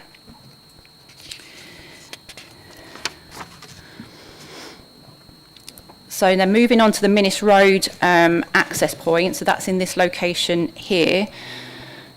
So again, this is the view of that. So this would be a new roundabout and access at this point here, opposite Gore End Close. And then this is just shown at ground level. So again, this would be a roundabout in this location here that would feed onto this existing road, and then you'd have the North Link Road that would extend off to the left here. So this is the plan for this part of the infrastructure. So you can see it's a mini roundabout with the access onto Minnis Road. There will be pedestrian crossings proposed at this point here and at this point here on Minnis Road. There would be provision for potential cycle links that would be running along Minnis Road heading down to Minnis Bay. The design allows for buses to access the mini roundabout. Junction and capacity analysis has proven that the proposed roundabout will operate effectively with no issues of queuing, and it would help to ease congestion on the square by having this infrastructure and the Northern Link Road that would prevent people having to drive east up to the square. The application has demonstrated that any queuing that would be going west towards Minnis, so from the application site, if you were heading west, the priority would be from vehicles heading along Minnis Road west, so they would have priority, and then the queuing would actually occur more on the Link Road than it would do on Minnis, because these vehicles would be having the priority over these vehicles coming from the Link Road. And also they have considered the impact from coming from the west up to the roundabout, and again the modelling that has taken place has demonstrated that there wouldn't be queuing that would block the bridge. So that has been a consideration when looking at the application from Highways' point of view and KCC's point of view. Again, a safety audit has been carried out, and KCC Highways are satisfied with this design. So now moving on to Acol Hill and Park Lane in this location here. So this is Park Lane, this is Acole Hill, and this is Manston Road, and you've got those two semi-detached properties in that location here. So the new main access into the site for the Southern Link Road is in this location here, and again this will be another roundabout. And then the proposal also includes a new vehicular access in this location here, which is likely to serve potentially the first phase of development only of the application. So this is again ground views of this. So the new roundabout would be in this location here. So this is Manston Road on the left. Manston Road, this part of Manston Road will be closed off, and this would be turned into a pedestrian link. And then this would link to the other side of the road where there's an existing public right-of-way, and this would allow then for a full pedestrian link along Manston Road and then through the application site. So then a new road would extend along here onto the new roundabout, and then the Southern Link Road extending into the site in this location here. So this is a closer view of that. So again, the roundabout would be in this location here. This would be the Southern Link Road heading into the application site on the right, and then a new part of Manston Road would be provided here connecting on to the existing Manston Road. So this is a plan of that junction. So again, you can see this is the new roundabout. So the purple is the existing Manston Road, so that's showing that would be closed off, and then that would be the footpath that would extend up to this point here. There would then be an area that would extend out to create a crossing point, and that's the existing public right-of-way on the other side of the road there. This would be the Southern Link Road that extends up to the roundabout. This would be a new arm of the roundabout that would extend back onto the existing Manston Road here, which is also then, as part of the highway improvements that are needed, will then be widened as it extends along that road. And you can see here a more detailed view showing the build out. So that's the build out to improve the pedestrian crossing point next to the public right of way. So it reduces the width of the road, which helps with safety of that crossing point. The speed limit again will be reduced so that as you're approaching the roundabout, it then turns back into a 30. So all of this will be a 30 mile an hour limit.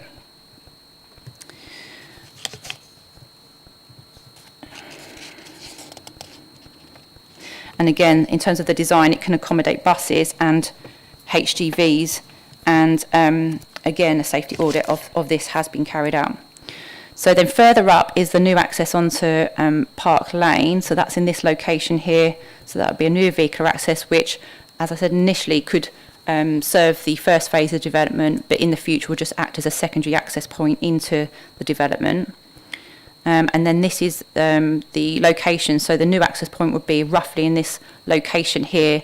And then there would be a pedestrian link in this location here, which again would look at crossing the road here and then an extension of that pedestrian link. So this is the point where there'd be a crossing, and then the proposal would include a new pedestrian footpath on this side of the road. So this is now Quex, and this is the Quex entrance, and then this will provide a new footpath, and then beyond the Quex entrance is existing footpath. So there's currently just a small gap here, which so you'd have a footpath here, cross the road, and then you'd be straight into the application site, allowing for a full pedestrian and cycle link into Birchton towards Brunswick Road.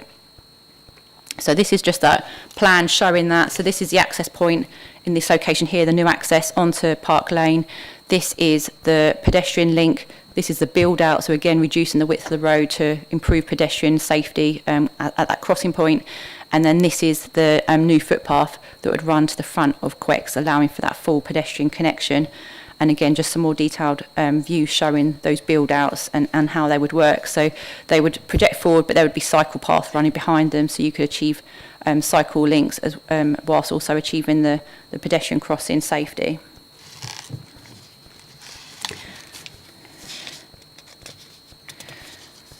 So the new access will operate within capacity.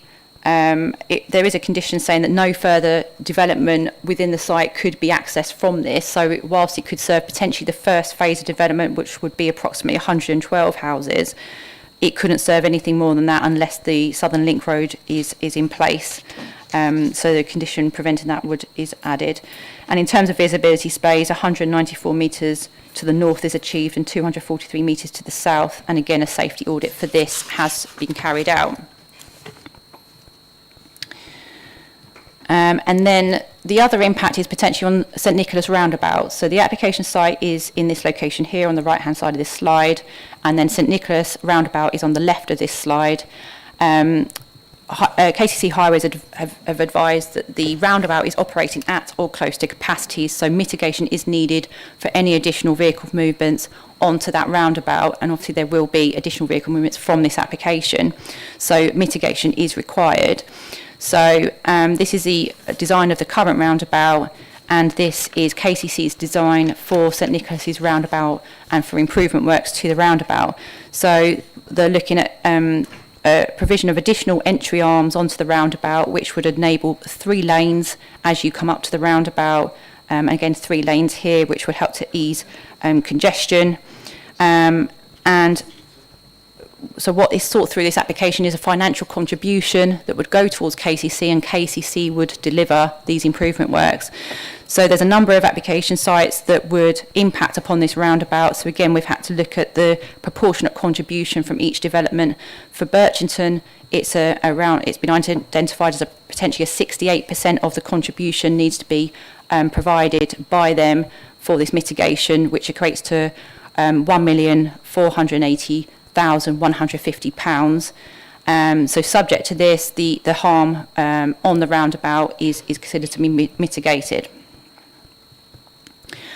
The other issue is then just the square. So no works are proposed within the square to the centre of Birchington. Scenarios have been modelled that consider the cumulative impact from both this development and from potential development from the Westgate application site as well. As I mentioned earlier, there's currently issues with capacity at the square, which is the aim of then the link road. The link road is aimed to reduce that congestion by preventing vehicles from having to come up to Canterbury Road to get to Margate, and giving them alternative options to either go left to heading towards Minnis Road and down to Minnis Bay, or to go right heading into Margate and other parts of the district. So the aim of the link road is to reduce the congestion on the square.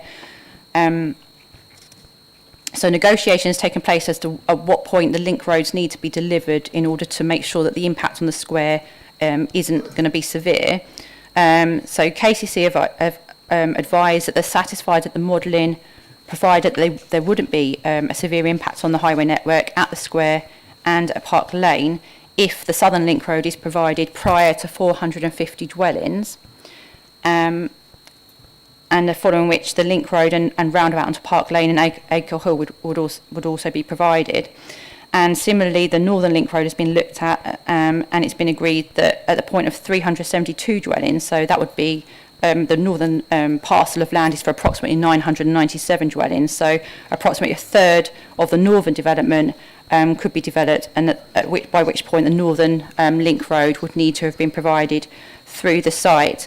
So it's considered on the basis of these requirements for these triggers for the southern and northern link road to be provided, that it will achieve an acceptable impact by reducing congestion on the square. In terms of public transport, this is the current bus routes that run through Birchington. So we've got the 34 that runs along Minnis Road, and then we've got the 8 that runs along Canterbury Road and 48 along King Edward Avenue. So as part of this application, there's potentially 2 scenarios. One would be an extension of this existing bus route through the application site, with the intention that basically a bus route could potentially run through the actual link road. Or another alternative would be to create a new bus service to serve the area. So there's 2 contributions included within the application. One is for 960,000, which would fund a service Monday to Saturday between the site and Margate for 3 years, and would be a standalone service. Or the other one would be 480,000 contribution if it's decided that there could be an extension of the existing service. So we've sought some advice from KCC in terms of the team that deal with the buses, and it's just not clear at this point which of these 2 options would be proceeded with. So both options are provided currently within the legal would be provided within the legal agreement, but it would enable access to buses. There would be a requirement that bus stops would be provided within the site. They need to be 400 metres of dwellings. So that would come forward again as part of reserve matters, showing the locations of these and how that bus route would work. In terms of the railway, this is the existing station. There will be potentially some impact on the railway from just additional people from the application site. South Eastern have advised that there's potential improvement works that could take place at the railway, which include an accessible ticket office window and assisted door openers that would help with people using the train station. And so a contribution towards these works has been secured. In terms of the cycle link, so originally a plan did show a proposal for the cycle link. So this would have been the cycle link running along Minnis Road, and it would have then run along Canute Road in this location here, and it did show a path that extended through the open space. And obviously there were quite a few concerns raised by residents with this design. So this application isn't actually approving a design at this point. It's just showing this as a potential link, but this isn't going to be an approved plan for the application. So it leaves it open to look at, for KCC to look at what the best route would be and to consult with residents about that. So there's other options that are shown on this plan, that there could be that the route continues along in Goldsby and then carries along Canute, but it is appreciated that this is an open space and we would want to see that protected, so we wouldn't be encouraging a design that actually shows the route that runs through this open space, but there's plenty of other opportunities for it to run along the adjacent roads. And so this is just showing Minnis Road beyond the bridge and where the route would run. And then this is just showing that's the open space and this is Canute Road. So there's other options such as widening this path at the point of where this grass verges and maybe removing part of this verge rather than having to actually run through the open space itself. But the actual, the link that was being proposed, that's been costed, and the contribution for that has been secured. So that's £976,373. That would have enabled that full link to Minnis Bay to be delivered. So by securing that contribution, we have options of what could be delivered, but it would be covered by that amount. But the requirement of the legal agreement would be that this would definitely go towards cycle link improvements and achieve that direct link down to Minnis Bay in some form. In terms of public rights of way, so this plan on the right hand side shows the public rights of way again running through the site. So the KCC public rights of way team have advised that there are a few improvements that could be provided, such as an improvement at this point here onto Canterbury Road to provide a graded ramp onto TM31 and also on TM32 in this location here. There could be replacement gates and improved signage. So a contribution of £30,000 has been secured for the public rights of way. For the railway crossing, so the existing railway crossing is at this point here. It's at the end of public right of way TM37. Concern has been raised through the application by Network Rail that any additional people through this development would be a public safety issue. So just showing you, this is the existing crossing point, and you can see that it's very poor accessibility. You wouldn't be able to have wheelchairs or buggies going across this point, having to cross over this stile and then cross over this uncontrolled crossing point is a risk and a public safety risk. So Network Rail have raised that as a concern and advised that they would want to close this and divert the public right-of-way with the aim of providing a new bridge. So just going back to this plan here, the plan would be that this would be distinguished at this point here, and then the public right-of-way would be diverted along here, and then this would potentially provide a new bridge along here, which would allow for a very safe crossing point over the railway, and then that also allows for a connection down to the coastal trail. Their other aim is to try and distinguish this one too, and then that also could potentially use this as the safest crossing point. So the provision of a bridge would be £1 million, and so the application secures a financial contribution of £1 million that would go towards Network Rail. Network Rail would then be the applicants for that bridge. They would aim to submit a prior approval application for the bridge and to carry out the diversion works, but it's required through condition that that should be in place prior to any occupation of the northern part of the development. And subject to that contribution being secured, Network Rail have removed any objection to the application on the grounds that this now addresses that public safety issue.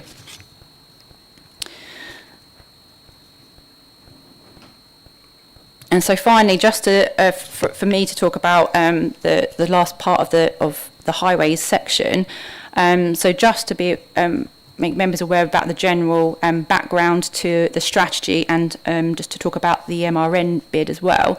So the Thanet Transport Strategy comes under policy SP 47. It identifies key road schemes and junction improvements to support the implementation of the Thanet Transport Strategy.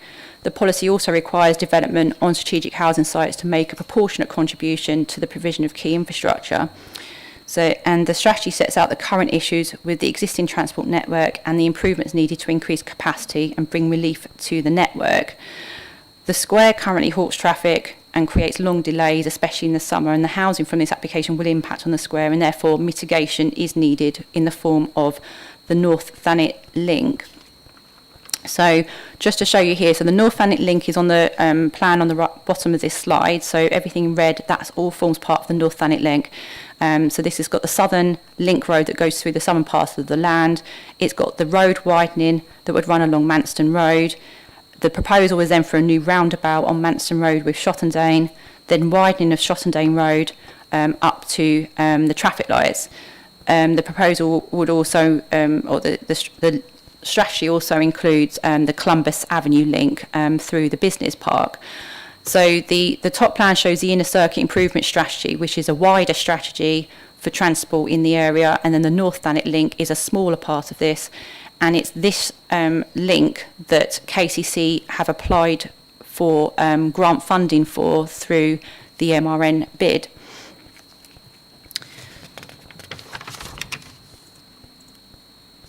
So KCC have submitted a bid for funding to the Department for Transport to deliver the North Thanet link, with plans of the improvement works designed by KCC, which are designed for growth up to 2043, which is 12 years beyond our local plan period.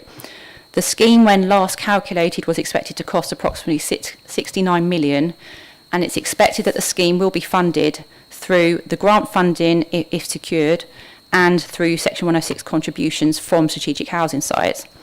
So KCC have carried out a Thanet strategic site allocation impact assessment, which determines the proportionate contribution of each strategic housing site and how they would contribute to this. So through this application, there are two scenarios with the delivery of this North Thanet link. It's with the funding and without the funding. So securing the funding is a decision for the Department for Transport, but obviously we need, through this application, we need to make sure that we can deliver this North Thanet link, and it can be delivered through the housing, whether or not we have this grant. So it's not reliant upon us receiving the grant funding. The only impact receiving the grant funding has is going to be on affordable housing, which Ian will talk about shortly. So without the MRN grant funding, a contribution through this application of £19,271,361 is required, which the applicant has agreed to. So without the funding, we will get just over 19 million from the developer for the delivery of highway infrastructure as part of that North Thanet link. So this would be in 3 payments. So the first payment would be £5,712,760 prior to the construction of the first house of the development. Then there will be another £5,464,629 provided prior to the occupation of 200 houses.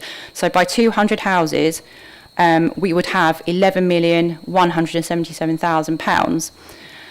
That would be enough to deliver the Acol Hill Shottendane Road widening and the Manston Road Shottendane Road roundabout mitigation.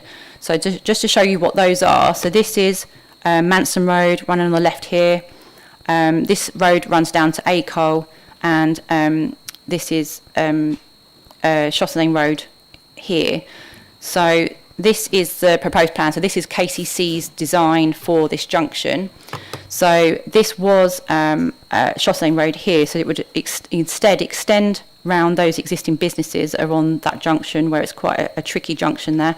And then there would be, again, a new roundabout in this location here, road widening of Manson Road that then runs along and extends onto the new roundabout on Park Lane and again connects onto the Southern Link Road.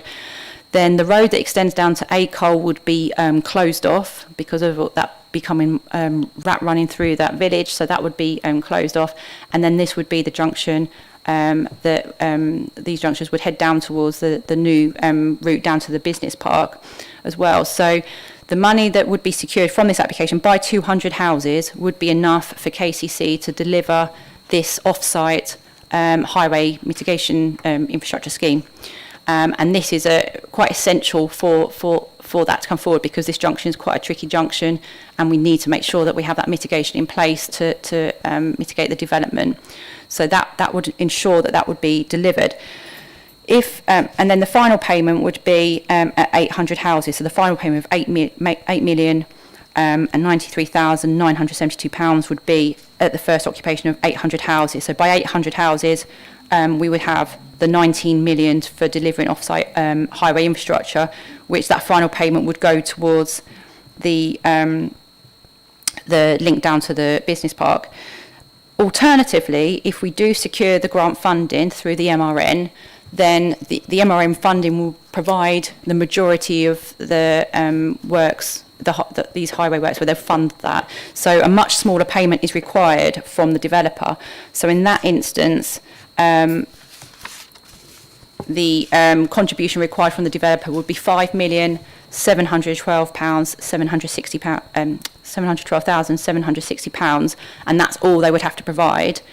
And then that would be required again prior to the first construction of the first house. So we would have that right at the very beginning of the development, which would be used as part of the MRM bid as match funding for the funding to be achieved. But that would be enough to make sure that KCC have enough money to secure all of the delivery of the North Thanet link.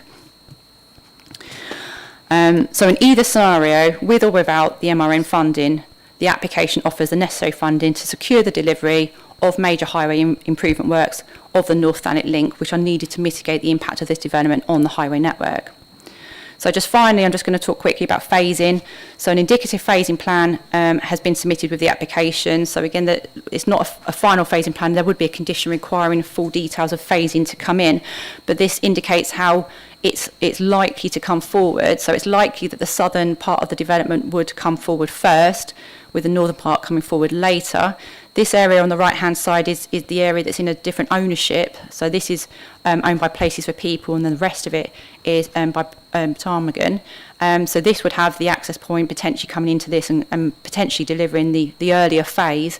But then again, there would be a need for this link road to come through and be delivered prior to any part of the remaining phases being brought forward.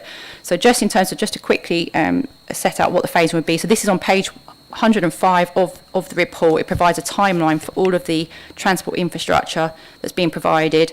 So again, prior to phase 1B, they would need the delivery of the Park Lane access point onto Park Lane. Prior to any part of the development being accessed from Canterbury Road, there would be a need for the signalised junction to be provided. At the point of 450 dwellings, the Southern Link Road would need to be provided, the 58% North Thanet Link payment, the St Nicholas payment, the public right-of-way and bus infrastructure payment would all need to come forward by 451 dwellings. Prior to any development being accessed from Minish Road, the roundabout and access point would need to be provided, and prior to the occupation of any dwelling on the northern site, the cycle link payment would need to be provided, and the northern link would need to be provided by 372 dwellings, which is likely to be at the point of that this first phase, if this is the first phase that comes forward.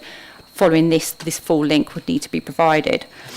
So in conclusion, for the highway side of things, it's considered that the highway works both on-site and the contributions off-site are enough to adequately mitigate the impact of this development on the highway network, and there's been enough information submitted to prove that there would not be a severe impact on the highway network, and that the application would in terms of highways, comply with policy SP16. And I'll now pass you over to Ian to discuss viability. Thank you. Thank you, Emma. Just before I hand over to Ian to finish off, I would like to thank the members of the public for your restraint during that presentation. But councillors on the horseshoe, your mumblings are picked up by the acoustics of the room, and it can be disturbing to committee members to hear the mumblings going on in the background. So I didn't want to interrupt Emma earlier, but thank you.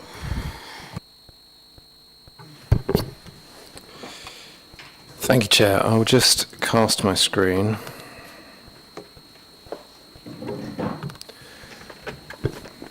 Thank you. I mean, I appreciate it's getting late, but I do just need to cover a few more points. The mention's been made about the MRN, and obviously Emma's clarified about the fact that the process of the MRN is independent, but as mentioned, it does have a significant impact on the viability of the scheme if the grant can be provided. So in terms of what I'm going to talk about viability, planning obligations, and then I'm just going to offer a conclusion. So in terms of viability, I want to direct members to page 132 of the report.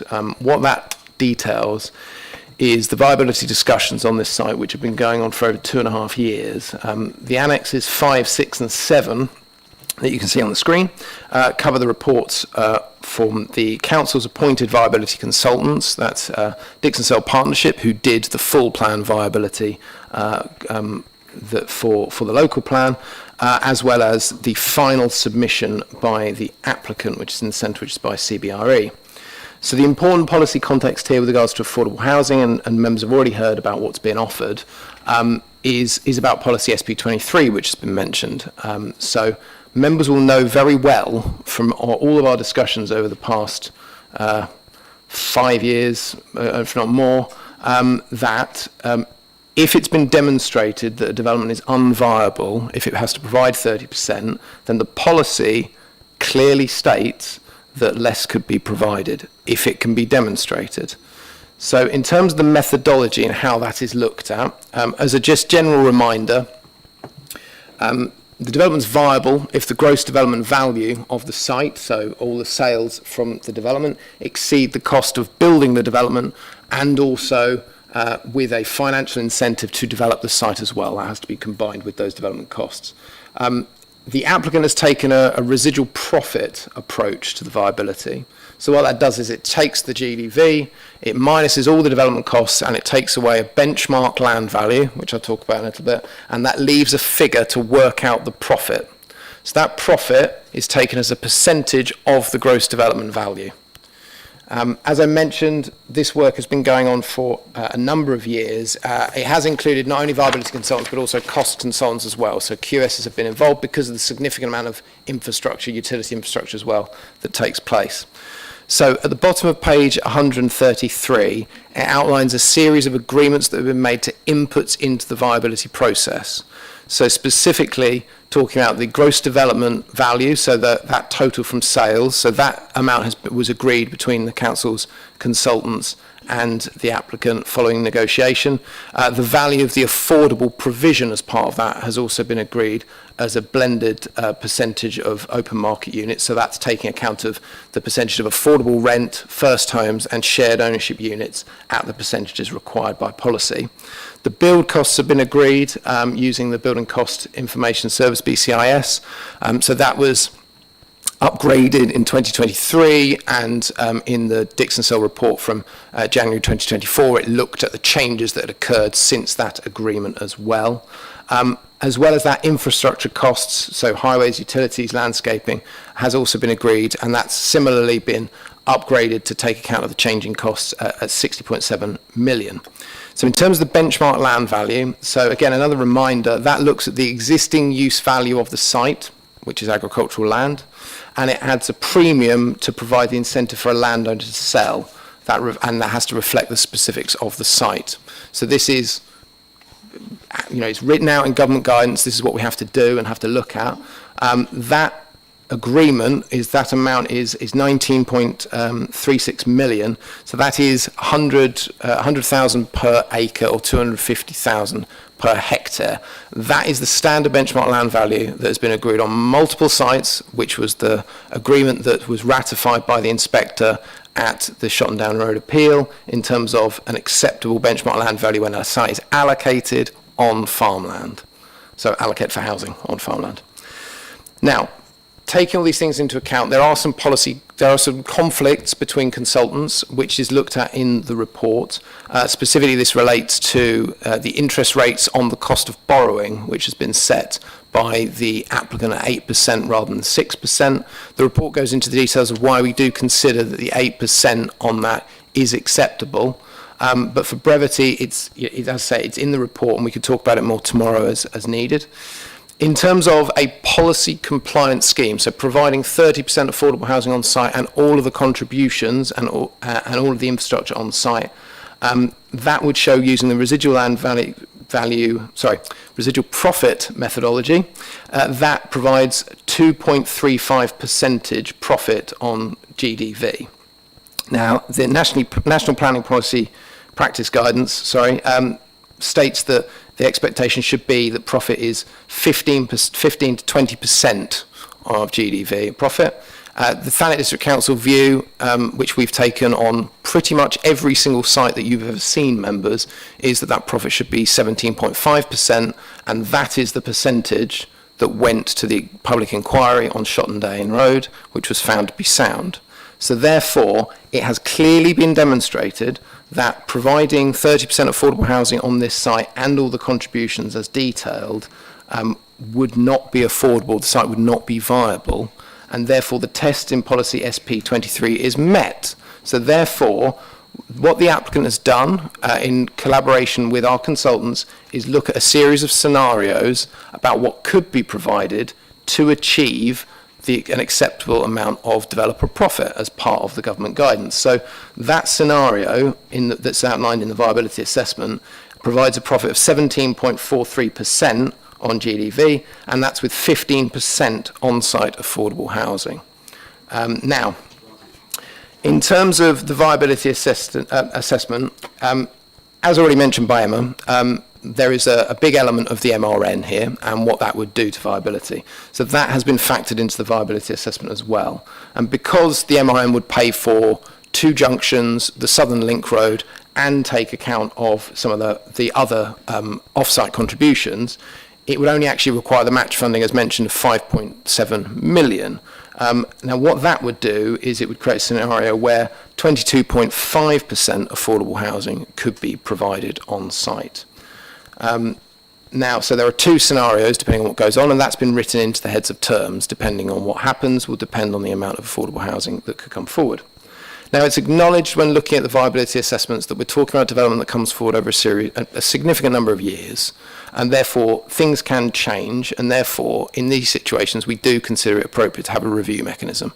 Now, the important thing about a review mechanism on affordable housing is that what it could lead to is additional contributions that could be used for affordable housing off-site. The certainty is that the affordable housing provision on-site would be secured and any contribution could be made to off-site provision. One of the key things in that review mechanism as well is that the baseline of what has been secured, so the 15, and we'll come on to why it's 15.5 and not 15%, 15.5% could not go down. So there's the baseline is set at that. It's only the excess that could be secured through a review mechanism. So in terms of planning obligations, so this is on page 139. So the policy that's relevant here is SP 41 of the local plan, which states that development should only be permitted where provisions made to ensure the delivery of relevant and sufficient community and utility infrastructure. All planning obligations are governed by Regulation 122 of the Community Infrastructure Levy Regulations 2010. That's also reiterated in the National Planning Policy Framework, the NPPG, which means that all obligations must be necessary to make the development acceptable in planning terms, got to be directly related to the development, and also fairly and reasonably related in scale and kind to the development. Now, Emma's already gone through about highways and public transport. But there are a number of other requests that I'm just going to cover. So the main one of those is from KCC, and that covers education, waste, social care, libraries, child services, community learning. So, the first one, which has already been mentioned, relates to the primary school. So Emma outlined where the location of the primary school is proposed to be. So one of the requirements is that the land itself has to be transferred to KCC. So the land is given over serviced. That has to occur between the occupation of 650 to 950 dwellings being occupied across the site. There is also a contribution to the construction of that primary school of 8.49 million, and that is triggered throughout the course of the development. So the detail of those triggers is on page 140. Again, we can look at it in more detail if members wish, but it is in the report. The secondary school provision. So as we've talked about a few times when talking about planning obligations for secondary, members will know that you can go to a secondary school anywhere in the district. It's not locationally linked. In this instance, this is showing all the primary schools and secondary schools in Thanet. You have King Ethelbert School and Ursuline College, which are the nearest secondary schools. This development, though, is coming forward over over 10 years, and therefore the contribution that's been requested from KCC is actually to the new secondary school. So currently there's only provision for one new secondary school in the district in the local plan, and obviously I think anecdotally most of you will know with regards to the Royal School for the Deaf site what's happened with that one. So the new secondary school is at Westwood. So again, back to the strategic sites plan, you can see where Lyd is here. This is the secondary school site here. So there are no projects that have been identified by KCC over the period that needs to expand the existing secondary schools. So the contribution for the secondary school will be towards the one that's the newly proposed at Westwood. So that would be 6.7 million that would be provided for the actual build of the school. And what was requested by KCC originally was that 2.7 million would be provided towards the cost of acquiring the land for the secondary school. Now, that amount, and this is outlined in the report, that amount through discussion has been reduced to 1 million, and that's given that the site is allocated the site at Westwood is allocated for the secondary school. It can't be anything else. That's why it's allocated.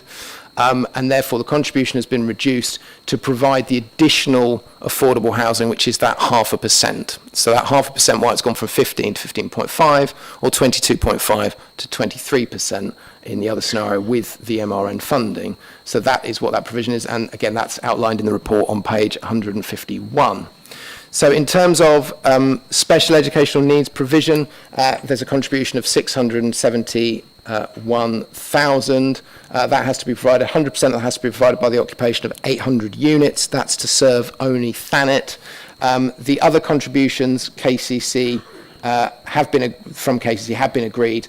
These are detailed at page 143. They total 551,296. But I am keen to move on to talk about healthcare. So Emma has outlined about the requirements of policy SP 16. The requirement for the expansion of the services at Birchington, it's very clear that the Integrated Care Board, of which their comments are on in the report, have requested that they require the additional land. That's the strip of land that you can see in yellow here, which runs along next to the site. So that land will be provided.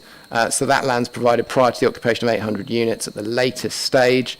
And there is also a contribution of 1.3 million. And to be clear, that's towards the expansion of that facility. Now that could be used, as mentioned, for car parking. It could be used for the actual medical centre itself and extension to it. And it has to be used as per our requirement in the heads of terms for Birchington Medical Centre. You may note the Integrated Care Board have asked for it potentially to be used maybe elsewhere. We've secured it for Birchington Medical Centre. In terms of the actual mitigation, I do want to pick up this point about services that seems to have been mentioned. We've talked a number of times about the planning system isn't there to provide doctors. It can't do that. It's outside the remit. The Integrated Care Board have made it clear what they want, and that's been provided. So we do consider that the policy requirements have been met through the application. So in terms of other provision, there's 2.7 million in total towards sport provision that's being made. Now, Emma's mentioned about how there is provision of open space on site, but what is not provided on site are changing facilities, pavilions, but it's the spaces there so that the area could be turfed and could be used for playing pitches. So working with Sport England, as well as the applicant, we are looking at contributions to go towards various sport facilities in the area. So this again is detailed in the report. The main contributions that have been that will be secured by the heads of terms use the sport facility calculator that's part of that's in the policy framework in the local plan, and it relates to our playing pitcher strategy as well, which identifies particular areas of need. One of those is a contribution towards Hartstown Leisure Centre for a combination of the swimming pool and the courts that are there. That's £832,771. One of the projects that's been identified by the Parish Council is the work they're doing at the Memorial Rec. It's definitely identified that the southern part of the Birchington site would definitely impact on the facilities and the need for facilities at the Memorial Recreation Ground, certainly in the early part of the development, assuming the phasing comes forward before the phase on the other side of Canterbury Road where the open space would be, and therefore a contribution of 288,000 would be provided towards the Memorial Rec project. There is also, Emma's mentioned this as well, potential provision on the primary school site itself for use of the facility. So there would look to be a community use agreement on that to make sure that the sports facilities can be used, with 250,000 being earmarked to build the higher ceiling to provide badminton courts at that site, so on the site itself. There is also a contribution towards indoor bowls because that's in the playing pitches strategy of 31,000. The triggers on the Memorial Ground contribution, the 620,000, there are 3 triggers, with all of the contribution being paid prior to 650 occupations. So again, that's all provided before the occupation of the southern part of the site. Hartstown Leisure Centre, all of that has to be paid by 1,200 occupations across the site. The other contribution that I will just touch on, there are 2. One is towards the centre at in the middle of Birchington. Birchington Parish Council submitted potential projects at the centre as part of, as it's the main social community hub in Birchington at the moment. Officers consider that the installation of a lift to improve accessibility is considered to meet the tests of Regulation 122, with 100,000 being received prior to the occupation of 650 dwellings. There's also a contribution of 40,000 to enable for small improvement works or potentially informing future studies which could lead to further grant funding opportunities at the commercial centre public realm improvements, so on Station Road itself. So to sum up,